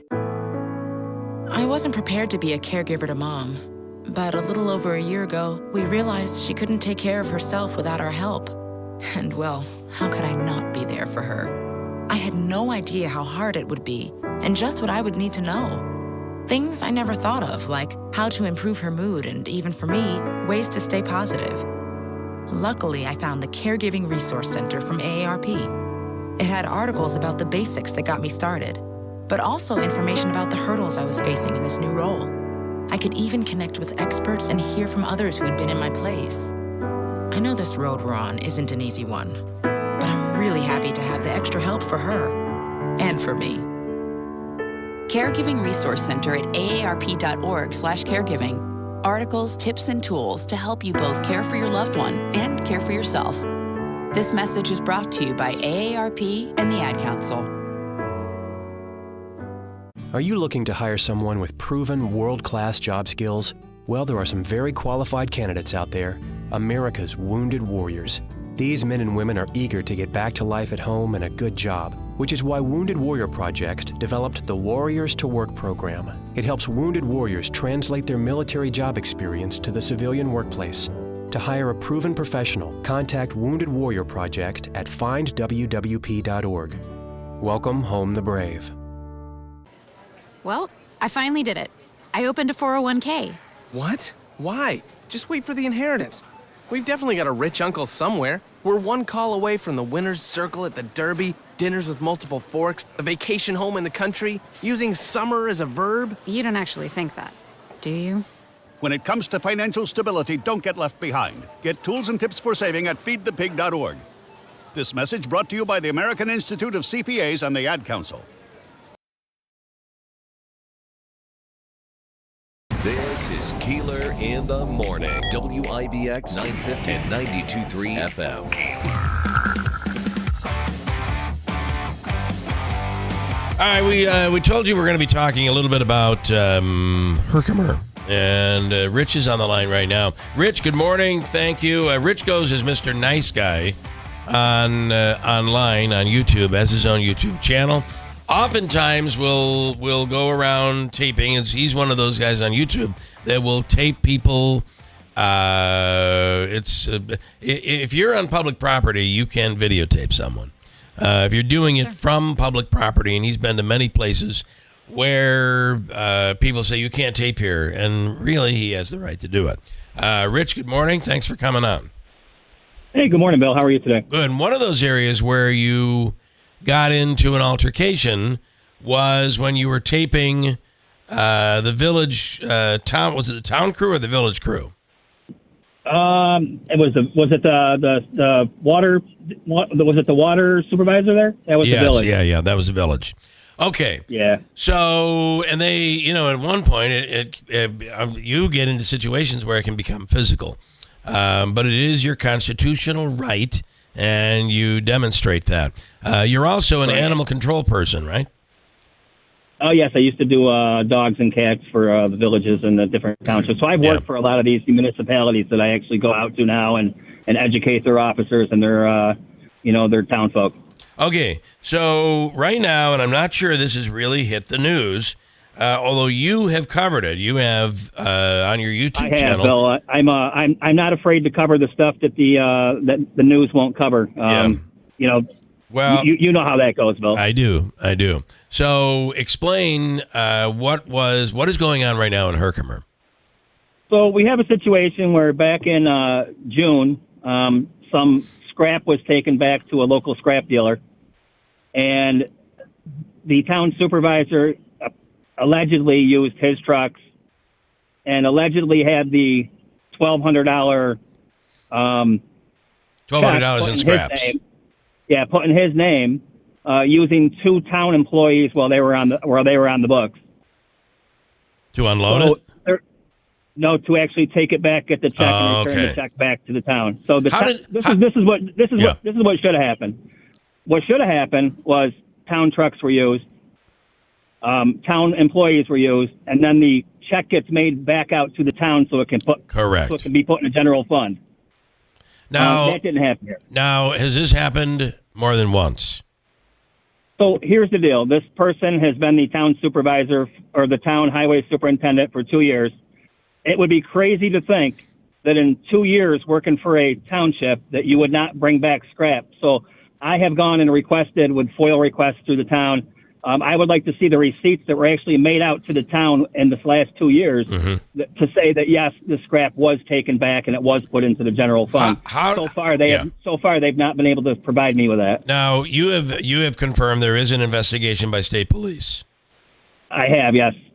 And how did you find out that the check was made out directly to the supervisor as a civilian, as just a regular person? It was made out to the supervisor. Allegedly, it's made out to the supervisor's business. Okay. How did you learn this? How did I find out? I heard it from an employee who was no longer working there and currently working for another municipality. He actually went to the police and explained to the police all that was going on. And these folks didn't think that it was being taken seriously by the state troopers.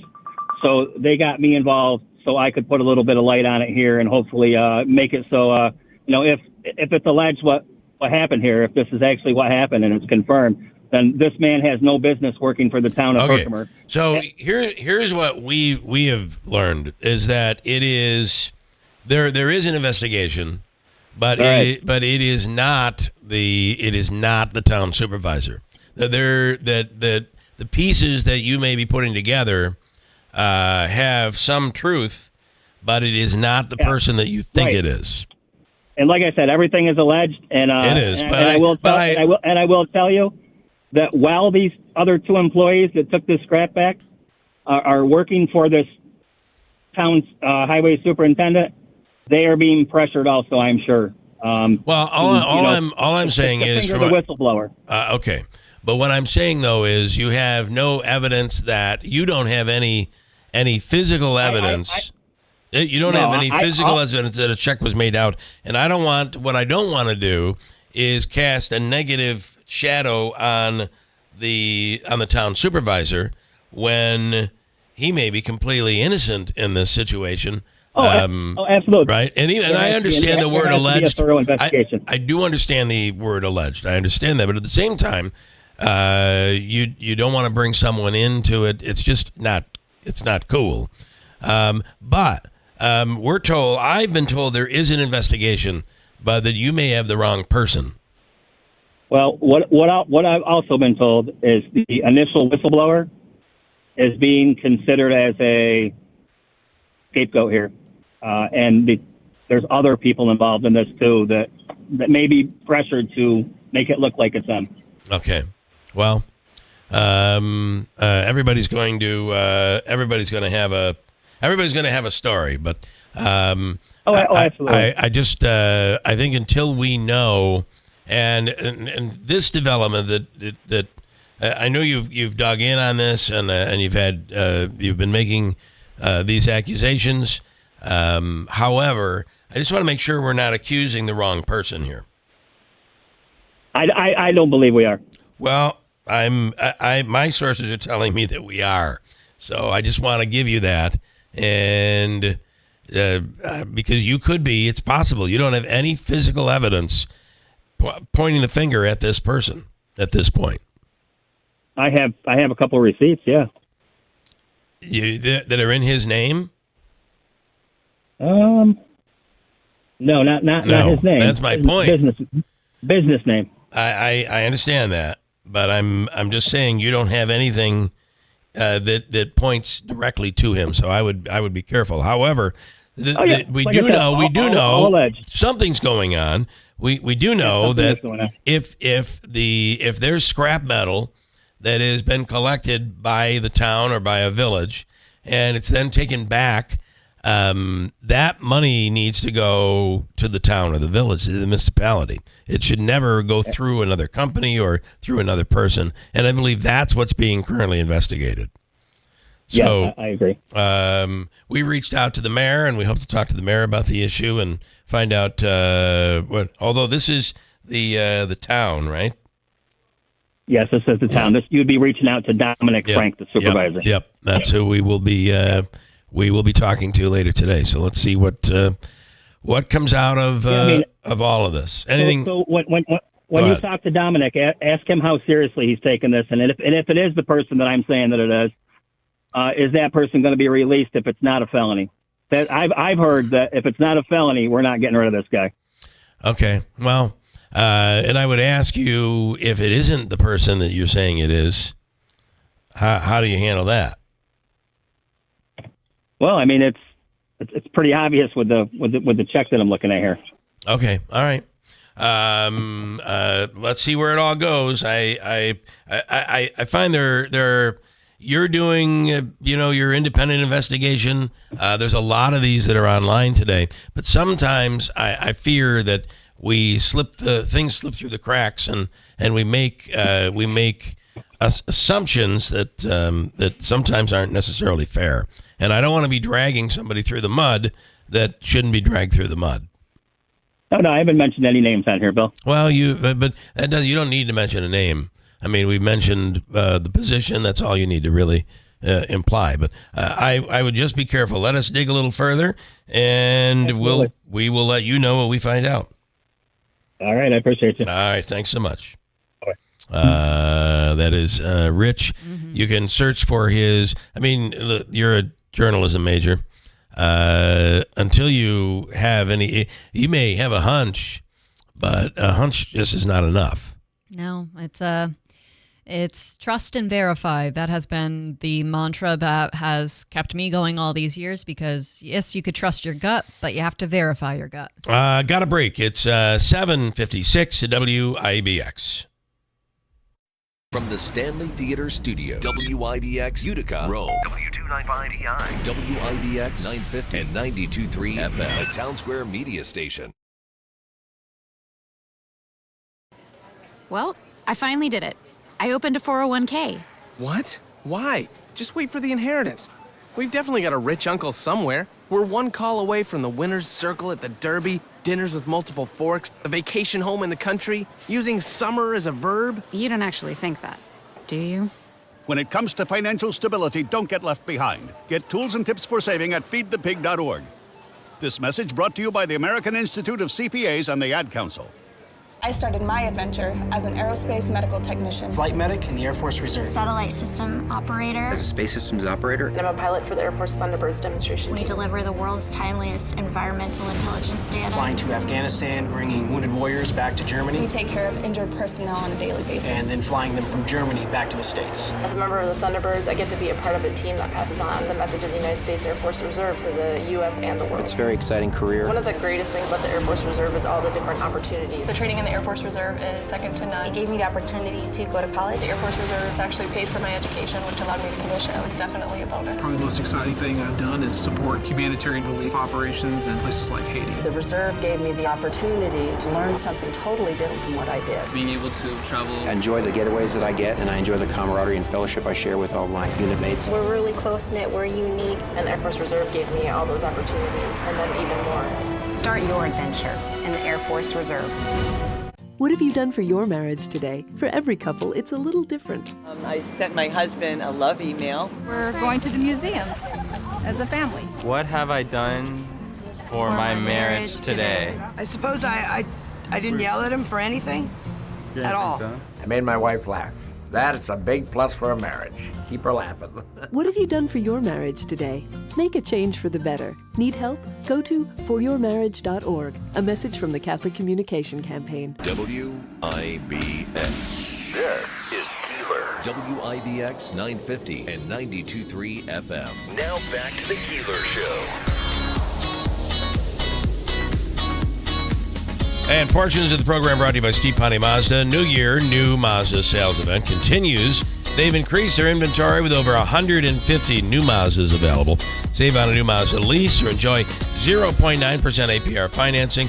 New 2025 Mazda CX-30s, CX-5s, CX-50s, CX-70s, and CX-90s. See the dealership for details. And as Ricky Z says, come on in, let's make a new deal on a new Mazda from the dealership that's achieved first place nationally in customer satisfaction, Steve Ponte Mazda, Commercial Drive in Yorkville.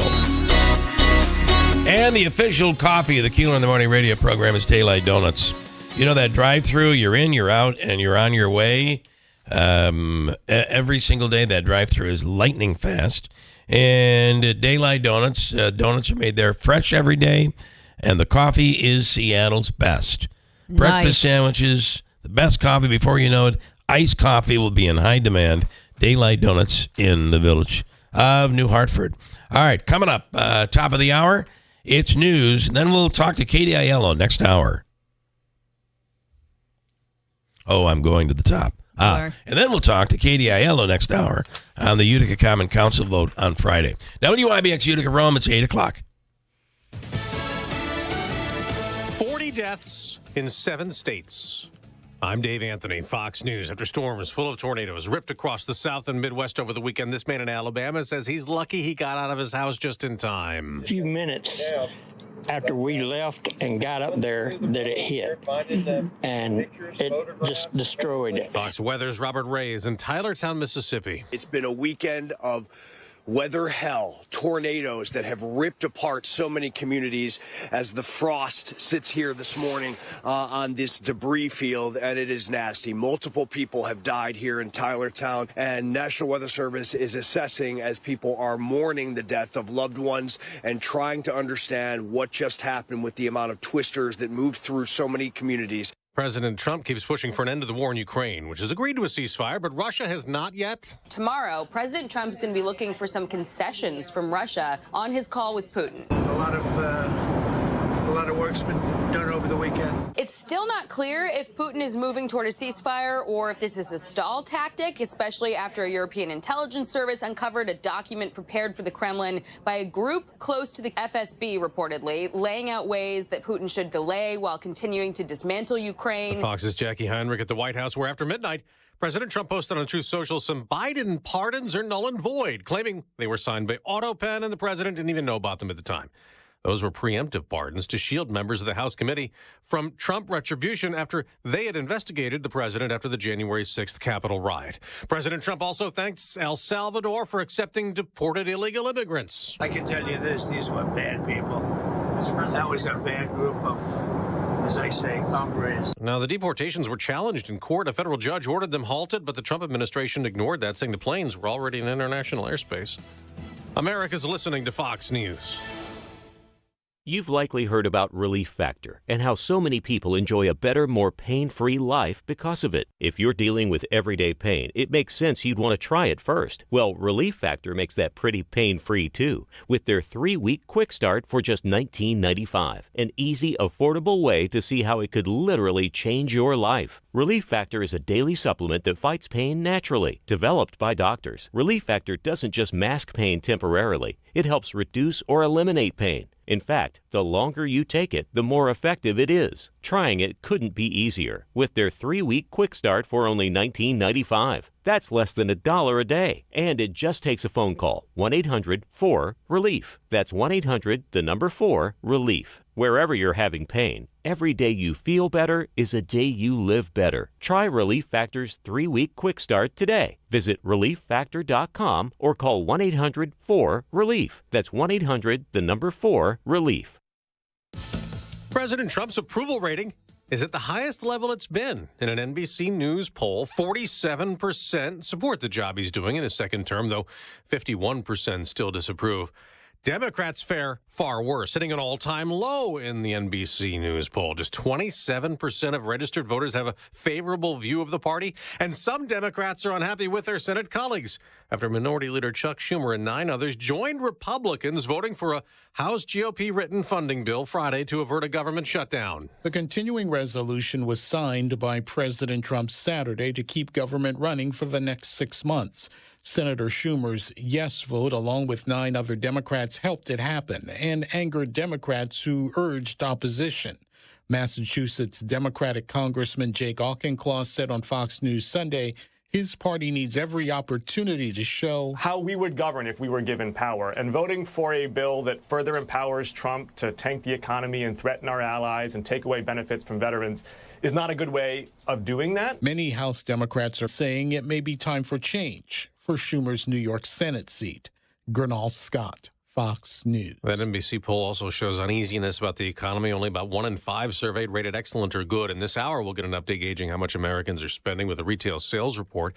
Ahead of that, on Wall Street, stock futures are falling, suggesting that the March sell-off may continue. And speaking of March, the madness is about to begin. The college basketball tournaments are set. NCAA brackets released last night. Auburn, the number 1 overall seed. Duke is atop its region, as is Houston and Florida. Women's brackets, UCLA, the number 1 overall seed for the first time. South Carolina, USC, and Texas, other top seeds. That's Fox's Jared Max. The men's tourney starts tomorrow with the first 2 play-in games, then 2 more Wednesday to set the 64-team bracket. On the NASCAR track, Josh Berry won the race in Las Vegas, his first ever Cup Series win. I'm Dave Anthony, Fox News.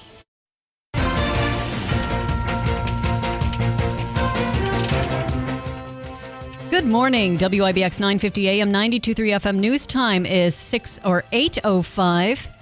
I'm Megan Stone. It's 39 degrees. The temperature is still dropping under cloudy skies, but we will have a midweek warm-up and early or late spring-like weather.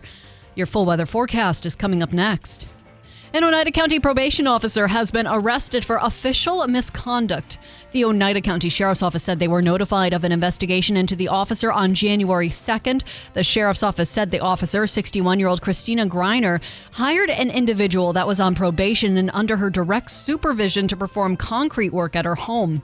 The case was then turned over to the county DA's office and presented to a grand jury who ruled to issue an indictment warrant against Greiner. Greiner was arrested and charged with official misconduct, which is a Class A misdemeanor, and was released on her own recognizance. Central New York is cleaning up from a line of intense thunderstorms on Sunday. Some storms were so intense, winds whipped up to almost 80 miles per hour. Tornado watches and warnings were issued for parts of the Mohawk Valley. Northeastern Oneida County was under a tornado warning after radar indicated rotation in the area near Forestport and Boonville. Another warning was issued for northeastern Jefferson, central Cayuga, and central Onondaga counties as well. These storms knocked out power to roughly 40,000 people in upstate New York, according to the National Grid outage map. The National Sleep Foundation recommends most adults between 26 and 64 to get between 7 to 9 hours of sleep. People who are 65 and older can get slightly less, and young adults between ages 16 and 25 can get slightly more. Research also doesn't show that women need more sleep, but they do get slightly more sleep on average than men. However, those unable to get good sleep face long-term consequences like cardiovascular issues, compromised immune systems, and increased risk of Alzheimer's. It's recommended speaking to a sleep specialist if you aren't getting the recommended amount of sleep per night. And St. Patrick's Day has arrived, and Stewart Shops is making a sweet offer to customers to celebrate the holiday. Folks can head to their nearest location and get a single scoop of ice cream in a cone or dish for just 99 cents plus tax. Among the more popular flavors this time of year include mint cookie crumble or mint chimp ice cream. Stewart's is also selling Irish cream coffee and the Shenanigan Shake Refresher for a limited time only. The discounted scoops will be available until Mother's Day. Your WIBX news time is 8:07. Here is your Weather Center forecast. Flood watch will stay in effect. Still some lingering showers, but with snow melt, especially in the North Country, we still got the opportunity to see some localized flooding front through and some cooler temperatures on the way. Still a chance of showers, maybe a little snow mixing in at times today. Otherwise, looks like we'll see temperatures fall into the upper 30s. Tonight we'll clear it, mid to upper 20s. Sunny tomorrow, mid 50s. I'm meteorologist Ray Stajic from the Weather Channel, WIBX, 950 AM and 92.3 FM. It's 39 degrees under cloudy skies. Your news time is 8:08. In sports, the field has been set for the 2025 NCAA men's basketball tournament. Auburn is the number 1 overall seed and tops the South. Duke is the top seed in the East. Houston tops the Midwest, and Florida number 1 in the West. The SEC has set a new record with 14 teams being invited to the Big Dance. Kansas also set a record by making it to the 35th straight season in the tournament. According to Sports Trust Advisors, the Jets inked defensive tackle Derek Naughty to a deal. Naughty spent the first 7 years of his NFL career with the Kansas City Chiefs and is a 3-time Super Bowl champ. The Yankees continued their spring on Sunday with split squad action. The Bronx Bombers came away with a 7-5 win over the Tampa Bay Rays, but also fell to the Pittsburgh Pirates 4-3. They visit the Toronto Blue Jays this afternoon. The Mets shut out by the Houston Astros 5-0. Tyler McGill suffered his second loss of the spring after allowing 4 runs on 6 hits over 5 frames. The Mets are visiting the Marlins and hosting the Tampa Bay Rays this afternoon. The Rangers came up short after falling to the Edmonton Oilers 3-1 at Madison Square Garden. New York is second in the Eastern Conference wildcard with 72 points. They host the Calgary Flames tomorrow night. Islanders snapped their 3-game losing streak. They rallied to beat Florida Panthers 4-2. New York is sixth in the Eastern Conference wildcard with 68 points. They visit the Penguins tomorrow. And the Nets snapped their 3-game skid after topping the Atlanta Hawks 122-114. Cameron Johnson led his team in scoring 28 points. Brooklyn, 13th in the Eastern Conference at 23-45. They visit the Celtics tomorrow night. That's sports. I'm Megan Stone for WIBX. Davey, was the game the Dodgers played in LA or in London? You mean the Japanese one? It's tomorrow's the official start of the Japanese. Tomorrow's the official start of baseball. They're playing in Japan. Yeah, right. They did did an exhibition, like a practice, and the stadium was almost full. It was unbelievable. So the game is tomorrow. But that's an official game. That's not a preseason.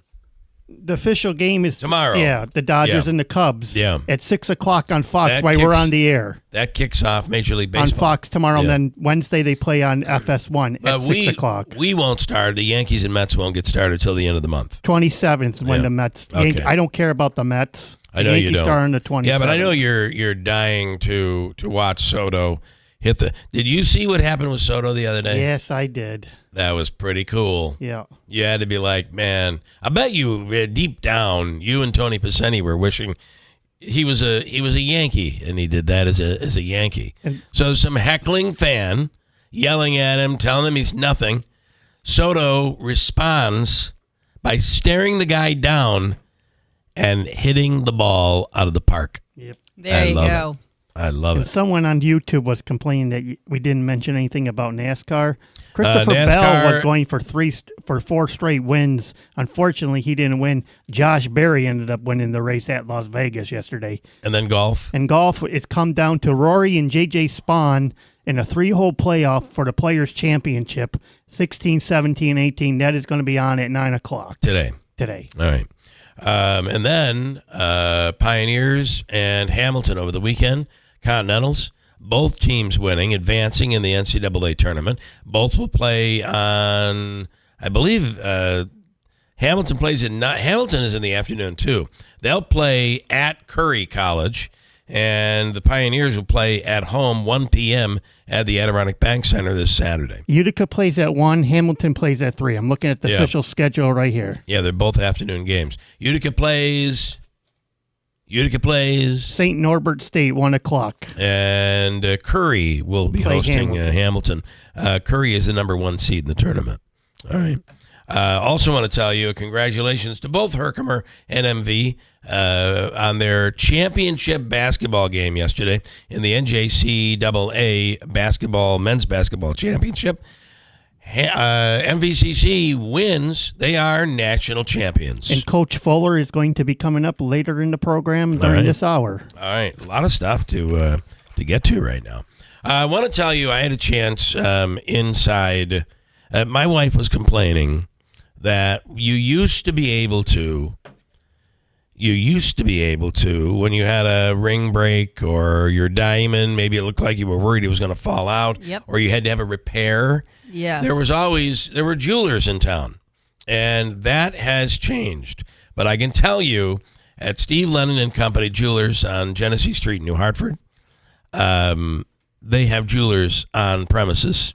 GIA certified, master jeweler, gemologist on staff as well, and it's all about service. You do not have to take your diamond ring and send it out. In fact, you can stand there and watch Steve as they work on your ring. It is a huge plus. They accept appointments as well. You could make an appointment. Say you can't get in during the week. You need something at a special time. Call them and they'll work with you. And it is they've done a tremendous job in that store. It's beautiful. And I like their commercials on TV. Right now, the First Bloom Bridal event is going on through April 30th.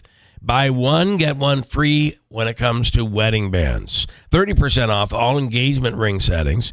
In-store, 12-month interest-free financing. In-store. And some exclusions apply with all of that. And the exclusive here at Steve Lennon and Company Jewelers Bridal Line, their own bridal line with custom-made wedding rings and bands. There are many options to choose from. Loose diamonds, both earth-mined or lab-grown, all shapes, pear, oval, princess, marquise, radiant, emerald cut, and round. And remember, when you're dealing with, especially online, do you know who you're dealing with? Do you trust? Do you know for a fact you're getting an authentic diamond and not a lab-grown diamond? Do you know when you're dealing online or buying on a cruise ship? The answer to that is no, you don't. But you do at Steve Lennon and Company Jewelers, 23 Genesee Street in New Hartford. Their sale is going on right now. Their First Bloom Bridal event is going on now through April 30th at Steve Lennon and Company Jewelers, 23 Genesee Street in New Hartford.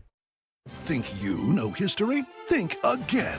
Journey through time and explore rare, one-of-a-kind artifacts that span from the Revolutionary War to present day. Don't just read about history. Experience it at Sticks and Stones Museum in West Winfield. Open Sunday 10 to 3. Are you concerned about age-related macular degeneration, or AMD? If you're over 50, then you should be. AMD impacts as many as 1 in 10 Americans over 50. Now, protecting your eyes is easier thanks to New Nordic's Blueberry Eye Supplements. New Nordic's Blueberry Eye Supplements not only protect your eyes, but help improve night vision, as well as helping to relieve eye fatigue caused by digital devices.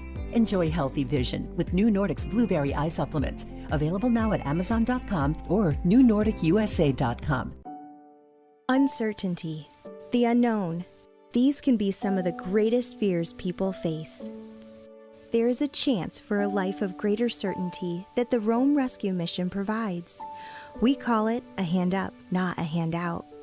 The Rome Rescue Mission provides the basic necessities and the skills needed to start a new life. It starts simply with someone to talk to.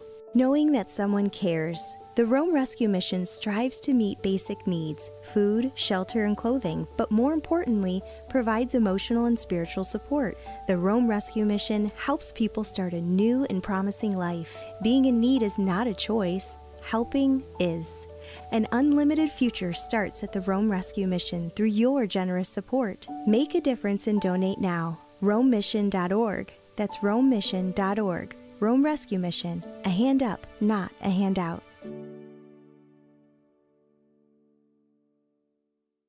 Okay, we need brakes and tires. Check the battery too, please, and how about an oil change? There's one local shop that really knows how important it is to keep our youngest passengers safe. Mulgeri's Auto Repair, family owned and operated since 1928. That's 3 generations of family that's been looking out for your family. Trusted for nearly 100 years to keep your car on the road, plus towing, brakes and tires, and good, low mileage used cars. Mulgeri's Auto Repair, 501 Albany Street, Utica. Call 315-733-5033. It's March basketball, and you could win $1 million in the $1 Million Bracket Challenge on WIBX. Brought to you by Tony's Pizza in Washington Mills, home of the Grand Lunch and Dinner Italian Buffet. Weekdays 11 till 8. If your bracket isn't perfect, you can still win $10,000. Just sign up now at WIBX950.com. Select your bracket starting this Sunday, March 16th, and get those predictions in before March 18th. No purchase necessary. Play the $1 Million Bracket Challenge from Tony's in Washington Mills on WIBX 950 and 92.3 FM. Celebrating 100 years. WIBX.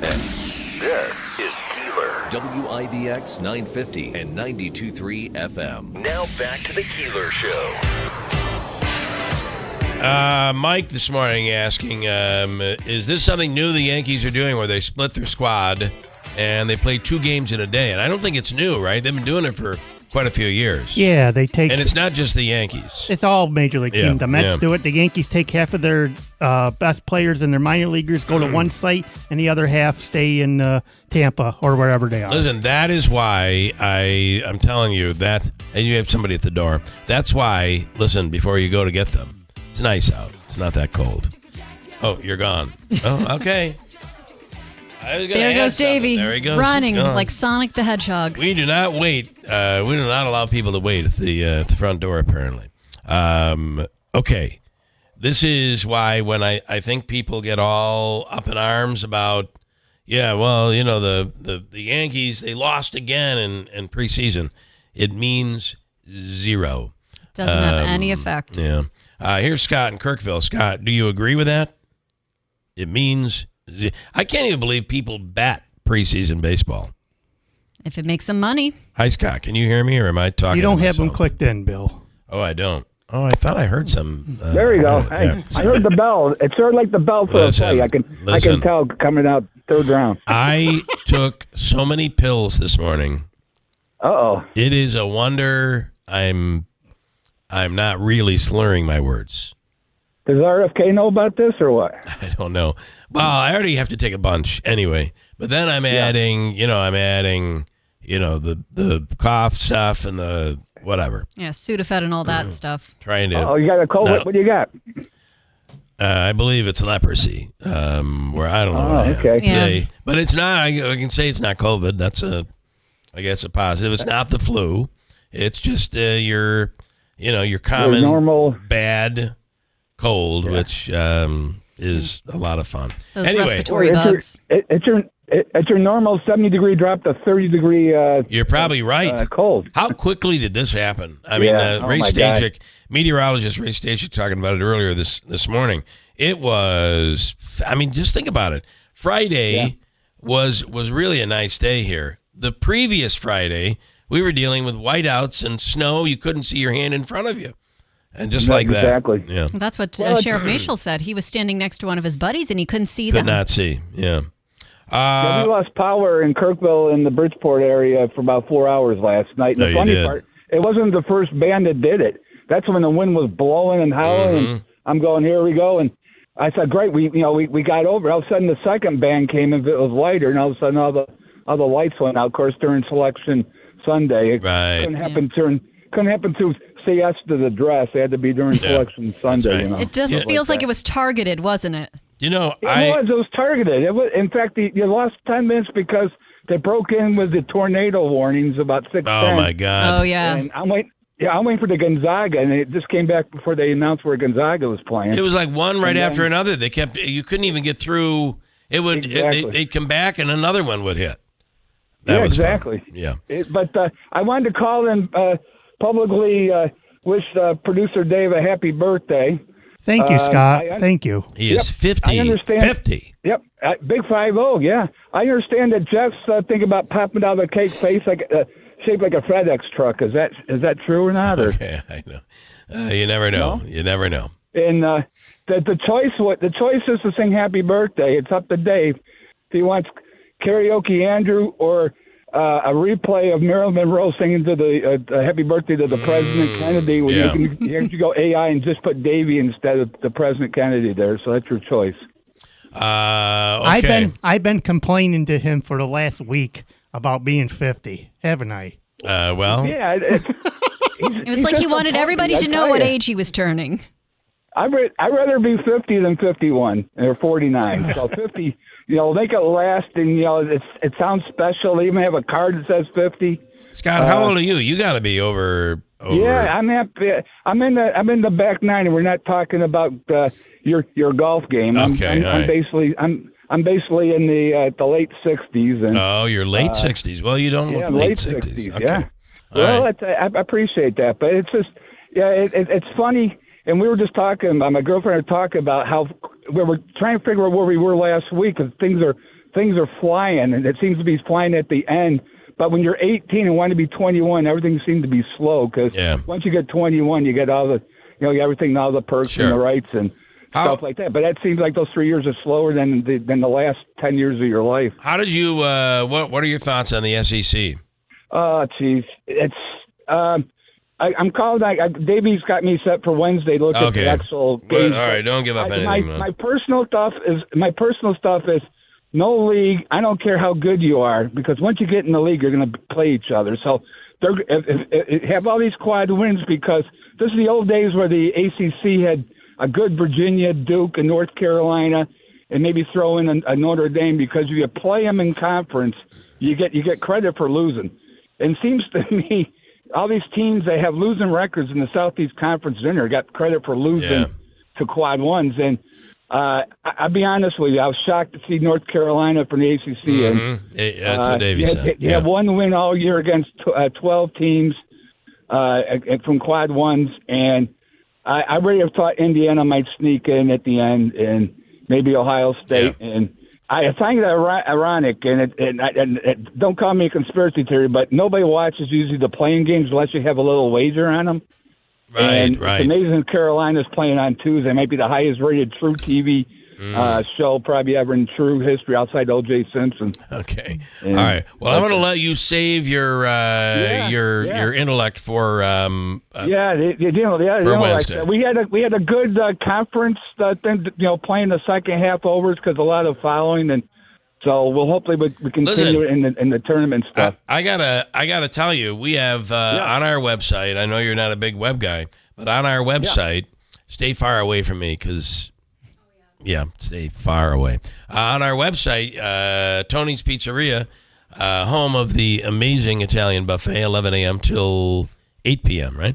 Wow. They're sponsoring our $1 million perfect bracket contest, but an imperfect bracket, you're still in the running for $10,000. So you'd be crazy not to just sign up for this thing. Yeah, it's $1 million? $1 million for a perfect. I mean, Buffett's done about the last 20 years at $100 million. He hasn't paid out yet. So. He hasn't paid out yet, but an imperfect bracket could pay you $10,000. So I like that. Well, you start at 16, you work your way up to 15 and 12, I guess. There you go. All right, good stuff. Thank you. Thank you. Once again, happy birthday, producer Dave. Thanks, Scott. Thanks a lot. It means a lot coming from you, buddy. Is his birthday. We'll talk. All right. Go ahead. I'm preventing myself from sneezing. We'll see. I feel a sneeze coming on. We'll talk to Scott on Wednesday. Under your nose, it really does work. I think I just did it. I think Katie and I are both doing the we don't want to be in the splash zone. I know. I would not be here if actually behind the glass today, and Katie Iello coming live from behind the glass. I had said that maybe Megan should go back there, and Davey said, "Nope, I'm back here." Maybe it should be me that's back there. I mean, that would be an indifferent birthday gift to Davey. Here you go, Davey. I got you some germs. Katie Iello. Okay, I'm confused. I never in a million years expected to see that Democrats, along with Republicans, unanimously voted to override the tax cap, but it happened. What happened? We've had a couple of really good meetings. I think last Wednesday, I left that meeting. I thought that it went fantastic. Everybody was just calm and just focused on the issues. That's all it was about. And I think when we left there, once the mayor brought up that the vote for the tax cap can still be reconsidered, because, we thought March 7th was the deadline. Right. And from there... It opened that door. It kind of opened that door. And, what we were really looking for was rebuilding that trust. And I Could think you tilt that mic right up closer? so you're talking...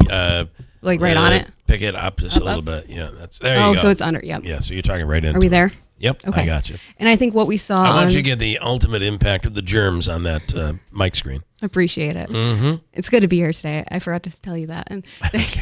And but what we saw, I think, on Wednesday was that we kind of turned that leaf, and we were working with the Republicans, and nobody wanted 10%.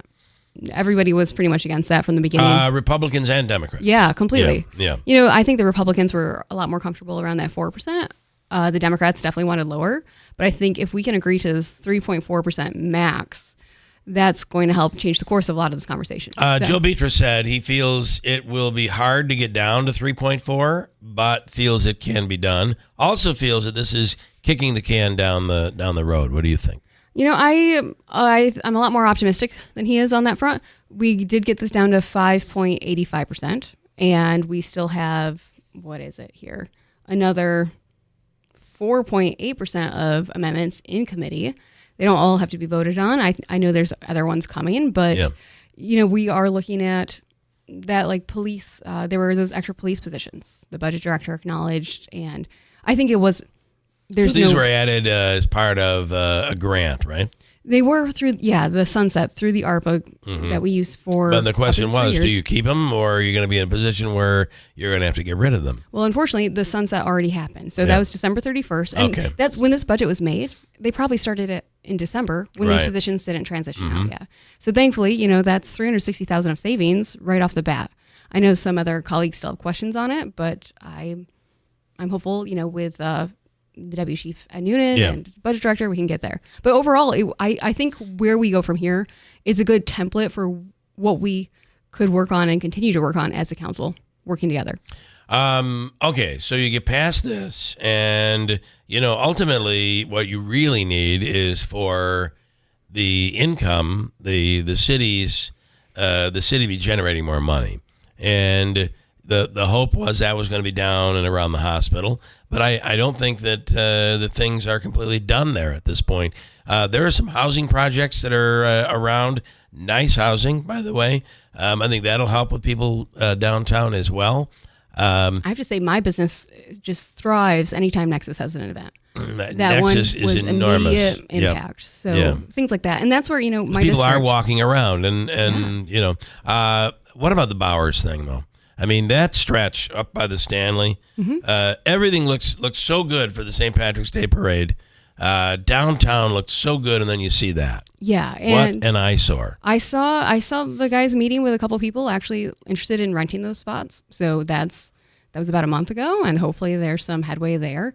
I don't know. Well, they're still going to have to correct the facade. I mean, I understand bringing it back to where it was, but that just it's awful. No, and it's, we have a lot of those vacant storefronts throughout on downtown, and now it's concerning. We just had Dunkin' leave, and that's a national chain right there in Oneida Square, and that's not the direction we need to go. Yeah. So. Well, don't you think they left because that area is not the safest? And they've been through an awful lot, I think, with the homeless people over there. And, I used to work at Palermo's delivering pizzas till 3 a.m. back in the day, and I get it at firsthand. I'm right there. And we need a lot lot support. And I've said I guess what I'm trying to say I want a is navigation center for. There's still a lot to be done. Yeah, and I think that's what's my concern is, we talk about this budget, we talk about these numbers, and I'm not seeing what the plan is. And I think that would help us to see if we are going to tax people 10%, what's it going to? What are we doing next? And hopefully we're going to ideally not see above that 3.4% max, but that's a lot of the stuff I hear all the time. Yeah. All right. Technically, so this is a resolution, but you have voted to override the tax cap. And I realize you guys have the Democrats have put in 3.4%, but I'm not sure the state works that way. So as long as you've overridden the tax cap, doesn't that open the door for there to be a 4% tax cap without any penalties? Not that I know of, but our local law says fiscal year 2026 property tax levy not to exceed 3.4%, and goes on into the rest.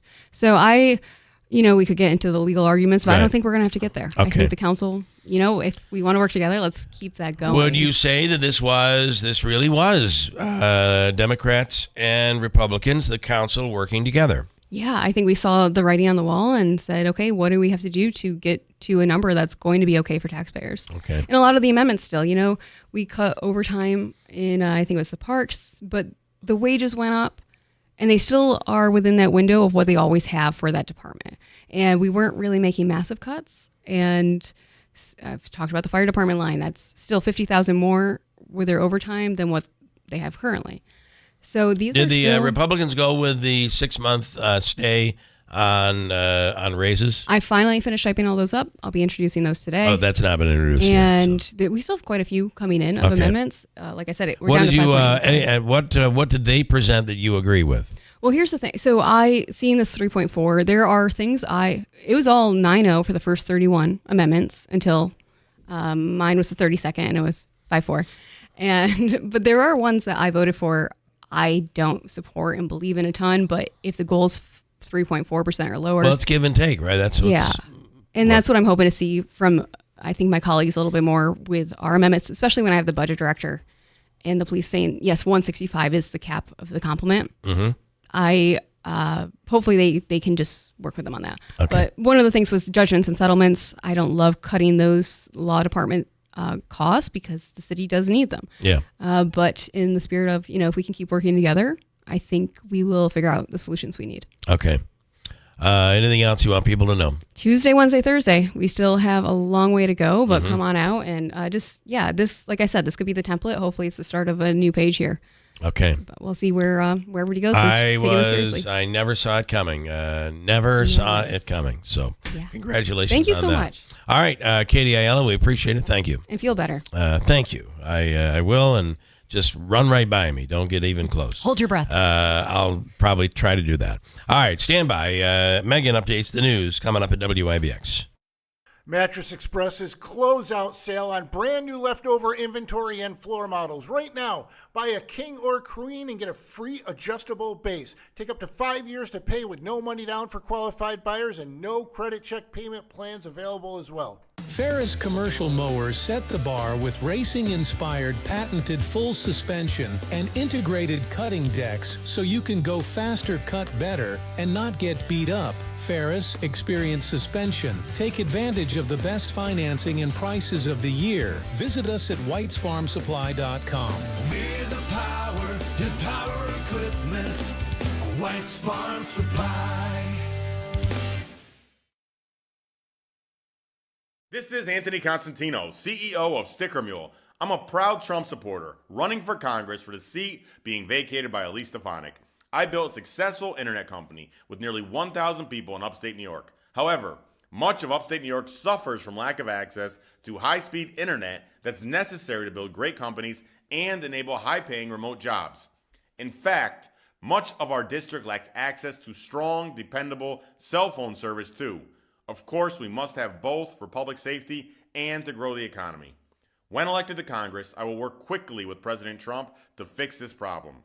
With high-speed internet, dependable cell service, and by renewing President Trump's tax cuts, both for businesses and individuals, we will create jobs and return economic prosperity to upstate New York. Follow me, Anthony Constantino, on Facebook today to learn more about my plans to make New York great again. I'm Anthony Constantino, and I approve this message. Paid for by Constantino for Congress. Good morning, WIBX 950 AM 92.3 FM news time is 8:36. I'm Megan Stone. Temperature still going down now, 38 degrees under cloudy skies in Marcy, but we will have a very, very late spring-like warm-up coming midweek. Your full weather forecast will detail that coming up next. The Trump administration is threatening to permanently end federal funding to Columbia University if some key changes aren't made. In a letter, federal officials are demanding the school overhaul its Middle Eastern, South Asian, and African Studies department and change up campus policies that would include banning masks on campus that conceal identities. The Trump administration recently canceled $400 million in federal grants over what the administration said was a failure to protect Jewish students. The so-called preconditions would be needed in order for the school to continue a financial relationship with the federal government. As the Trump administration continues to target Columbia University over its response to campus protests, it's reportedly also investigating NYU. One of the 52 colleges in 41 states, the Education Department accused Friday of using racial preferences and stereotypes in education programs and activities. The focus is on schools partnering with the PhD Project, a group that helped doctoral students with assistance in networking. The Fed says it limits eligibility based on race. Duke, Emory, Georgetown, Vanderbilt, Rice, and MIT are among the schools being investigated alongside NYU. President Trump's son Barron is an undergraduate student at the Greenwich Village-based university. 2 New York City cats have tested positive for bird flu. Acting Health Commissioner Dr. Michelle Moore says the department is investigating how 2 separate cats were infected with the avian influenza, which leads to bird flu. She says bird flu cases in cats have been reported across the U.S., with activists previously warning some of New York City's 500,000 stray cats could be infected. Moore says pet owners should prevent cats from roaming outdoors where they may come in contact with wild birds or other animals. She adds the risk to New Yorkers of bird flu remains low. And it may not be a literal pot of gold, but this St. Patrick's Day Powerball drawing is worth a fortune, $398 million to be exact. That means a lucky winner or winners choosing the cash option would walk away with just shy of $186 million. Of course, it isn't easy to strike it rich. Odds of winning the grand prize are roughly 1 in 292 million. Your WIBX news time is 8:38. Here is your forecast. Flood watch will stay in effect. Still some lingering showers, but with snow melt, especially in the North Country, we still got the opportunity to see some localized flooding front through and some cooler temperatures on the way. Still a chance of showers, maybe a little snow mixing in at times today. Otherwise, looks like we'll see temperatures fall into the upper 30s. Tonight we'll clear it, mid to upper 20s. Sunny tomorrow, mid 50s. I'm meteorologist Ray Stajic from the Weather Channel, WIBX, 950 AM and 92.3 FM. 38 degrees under cloudy skies.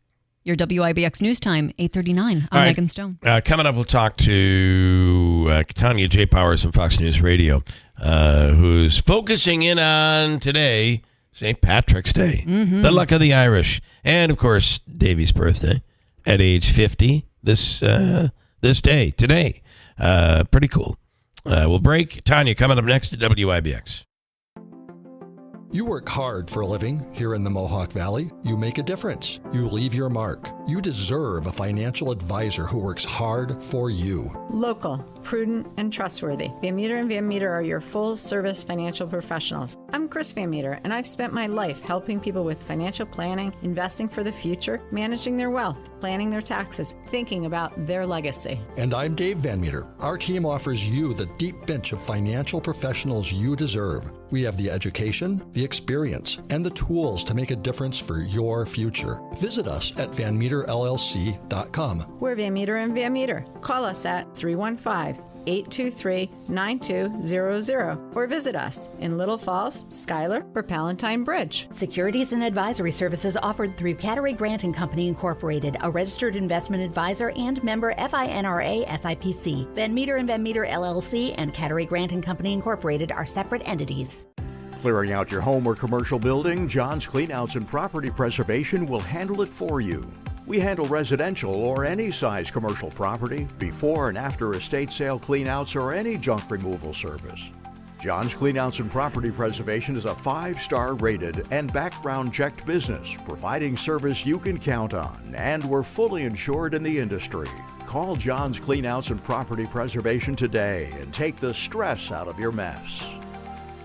Prescriptions require an online consultation with a healthcare provider who will determine if appropriate. Restrictions apply. See website for details and important safety information. Subscription required. Price varies based on product and subscription plan. Hey guys, millions of men experience ED, but not everyone can access or afford treatments like Viagra. At HIMSS, our own board-certified urologist, Dr. Peter Stahl, knows this better than anyone, and he knows that HIMSS can help. Hi, I'm Dr. Peter Stahl, Senior Vice President of Men's Sexual Health at HIMSS. I've helped many guys with ED, and it has never been more convenient to treat than it is right now, thanks to HIMSS. Through HIMSS.com, you can access a full range of treatment options for ED, including daily or as-needed meds through a 100% online process. If prescribed, your medication is shipped to you for free. Find the ED treatment that fits your needs. Options at up to 95% less than the brand names when you get started at hims.com/radio. To start your free online visit and find ED treatment at up to 95% less than brand name prices, go to hims.com/radio. That's hims.com/radio for your free online visit. At Steve Ponte Chevy in Herkimer, we'd like to thank our first responders, active military, and veterans, as well as healthcare employees and education employees. Not only is Chevrolet offering $500 in savings towards the purchase of your new Chevy, but Steve Ponte Chevy is going to match that with an additional $500 for a total of $1,000 in savings as our thank you to you. So together, let's drive and see why our customers always say it's so easy to do business with Steve Ponte Chevy on Route 28 in Herkimer. Customer must qualify for educator, military, veterans, first responder, and healthcare discount. Must take delivery by March 31st, 2025. See salesperson for details.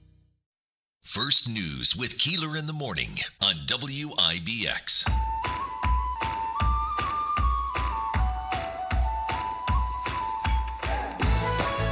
For a second, I thought I was listening to the White Lotus music, but then the Irish music kicks in.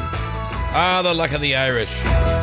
Start the new year debt-free and stress-free with GPO Federal Credit Union. Simplify your finances with balance transfer rates as low as 3.99% APR for 12 months, or consolidate with high-interest debt into one manageable payment for personal loans. Together, you and GPO will create a personalized plan. Why wait? Let GPO get you started here. GPOFCU.com is the website, or visit a branch today. Debt-free, stress-free. Start your journey with GPO Federal Credit Union today. Subject to credit approval, membership eligibility required, rates and terms based on credit worthiness. Balance transfer rates revert back to the normal card rate after the 12th month.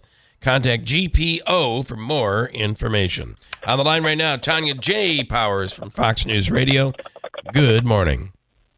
Hey, good morning. Happy St. Patrick's Day. Happy St. Patrick's Day. Yeah, I'm in the midst of losing my voice. A leprechaun stole Bill's voice. Gotta love it. I see that. I'm so sorry. Yeah, it is what it is. I see all these lists, and Utica always gets left out of the list when it comes to a great place to celebrate St. Patrick's Day. It is a huge celebration here, but around the country on actual St. Patrick's Day, there are some pretty big events in some cities. I'm assuming New York is one of them. Yeah. Yes. Yeah. We have quite the parade here. It is about 6 hours long. It is not 6 one of those hours? parades where it's not one of those things where you're like, I got to get there at 10 when they step up. No, you could show up like mid-afternoon and right. still going. Wow. Yeah. Also, if you ever decide to come to the city for the parade and you haven't been before, do not wear your good shoes. That is the best advice I can possibly give you, because you're just not going to want to do that. You're not going to want to subject your good shoes to this.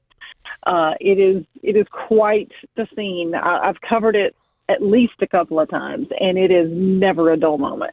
So New York holds theirs on St. Patrick's Day, no matter which day it is, right? Yeah. Mm-hmm. Yes.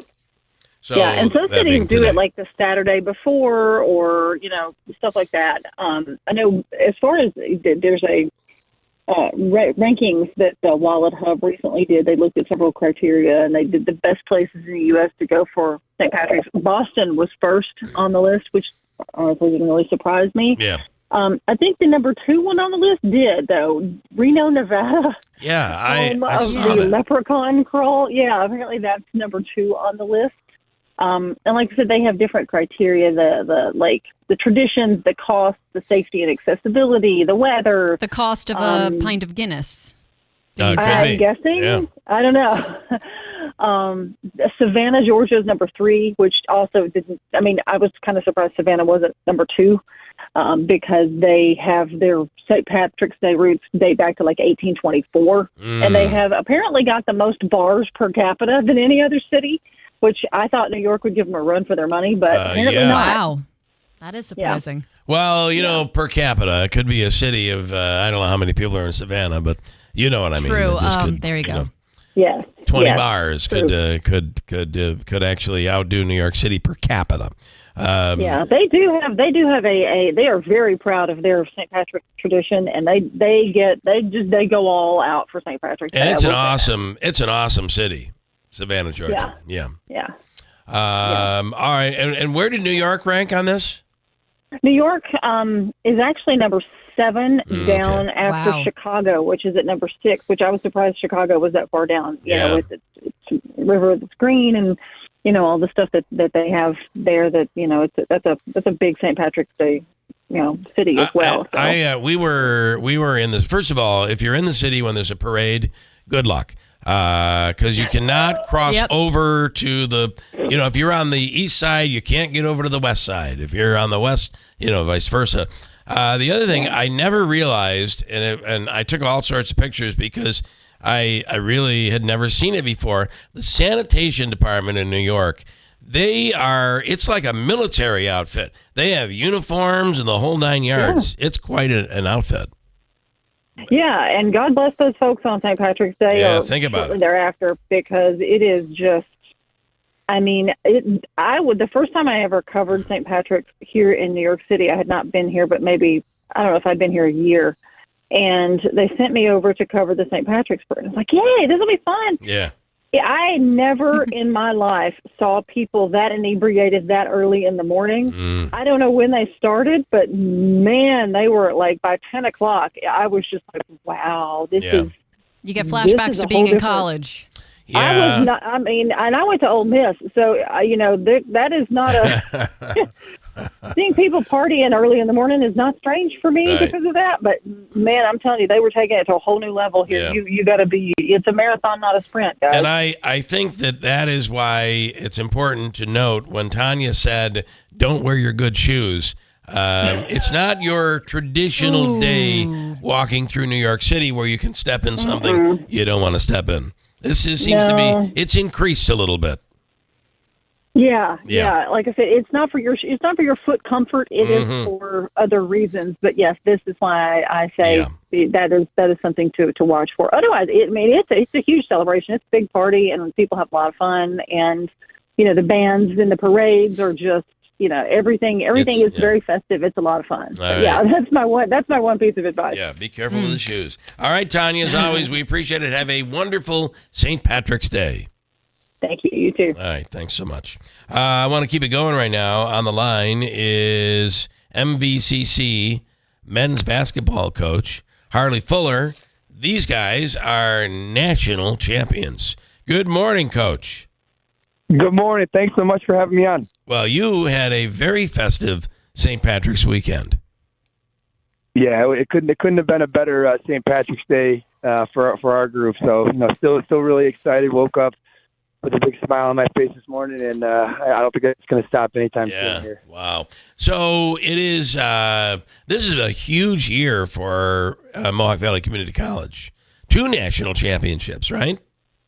Yeah, that's one thing that made it really special. Obviously, our men's soccer team and our athletic director Dom DiMaggio, they're winning, and the way they won was incredible as well. You know, in sudden death overtime, and all of our men's basketball players were watching that, and immediately in our team group chat after, they said, you know, we want to be part of something like that. You know, let's go do the same thing. So to have it come to fruition has been really special. Yeah, and what a great storyline to have the 2 Mohawk Valley teams in the national championship.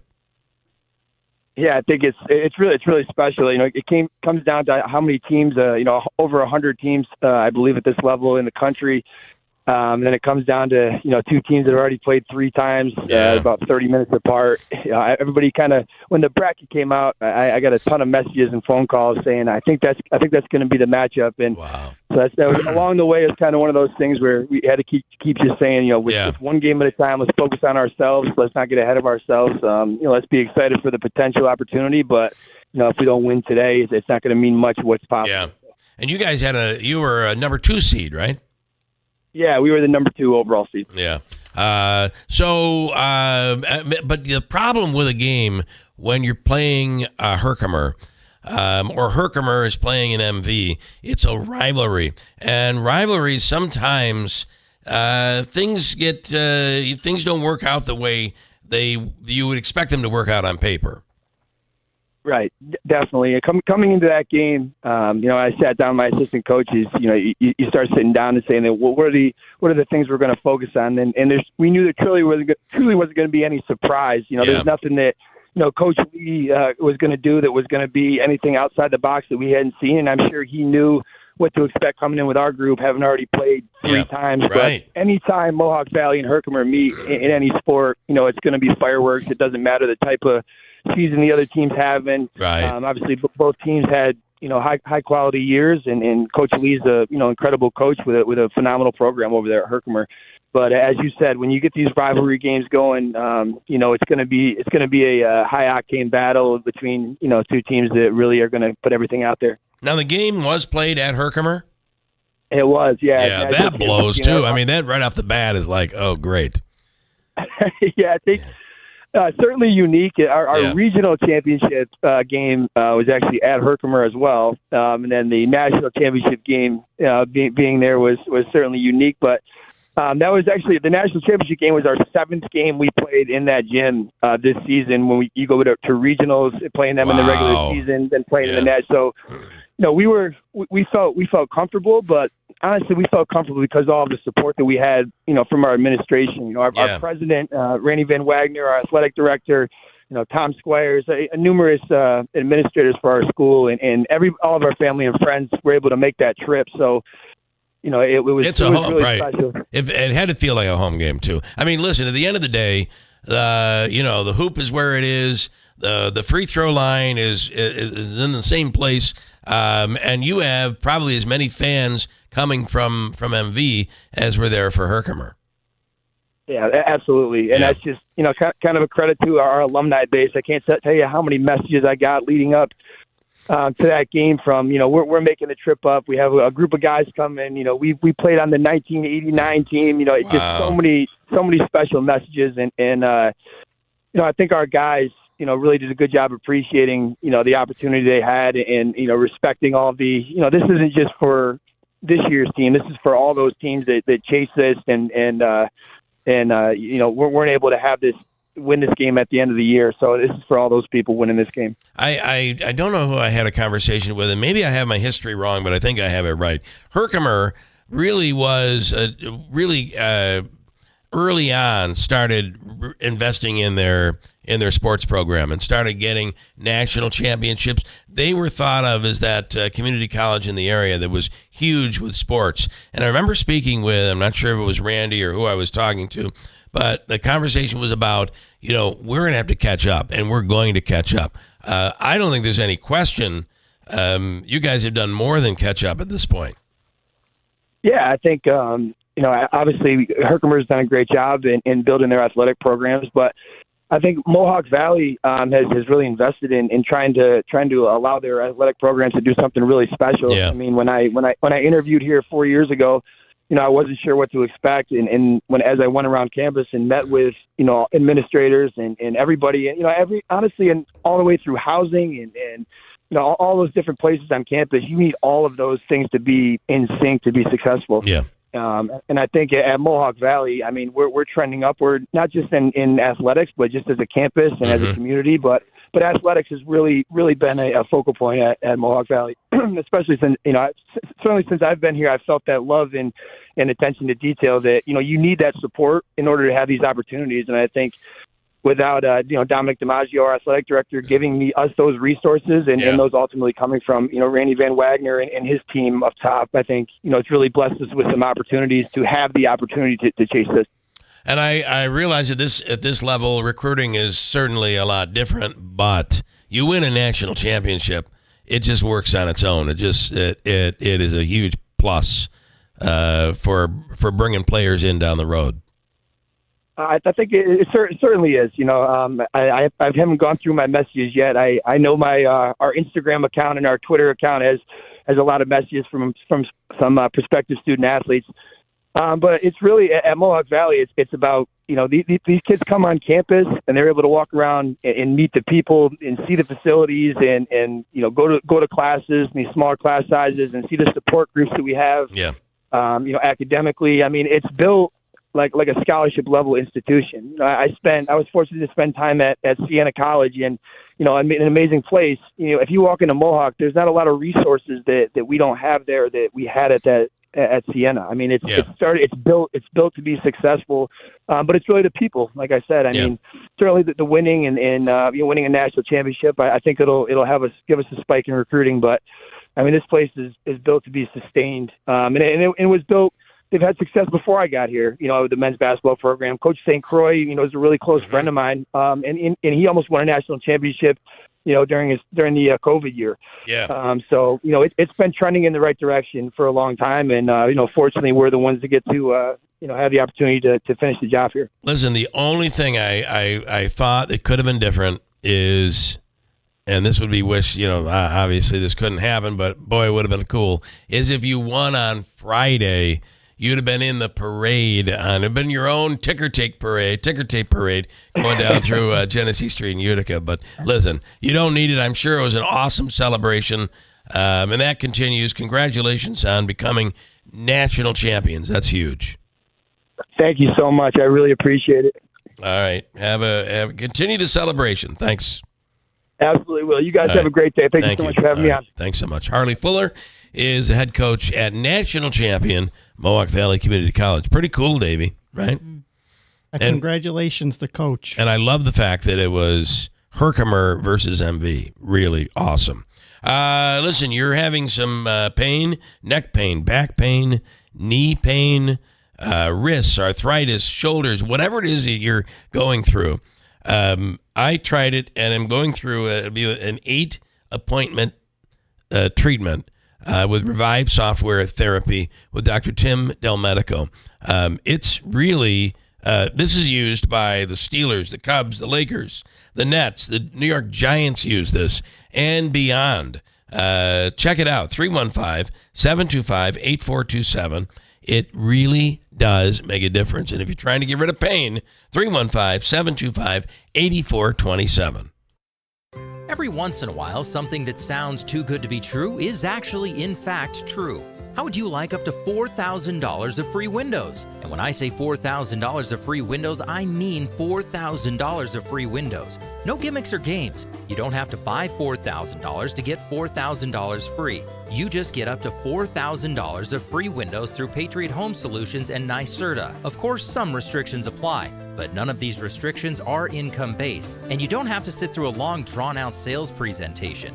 Give Patriot a call at 315-401-0440, and they can quickly tell you over the phone if you qualify or how you can get qualified. That's 315-401-0440. These aren't any windows. They're high-quality, custom-fitted windows designed to save energy and keep the cold air out all winter. Your window solution is Patriot Home Solutions. Online at patriothomesolutions.com. From the Stanley Theater Studio, WIBX Utica, Rome, W295EI, WIBX 950 and 92.3 FM, a Town Square media station. Defending the deportations. I'm Dave Anthony, Fox News. President Trump insists this is a time of war after what he calls an invasion of illegal immigrants.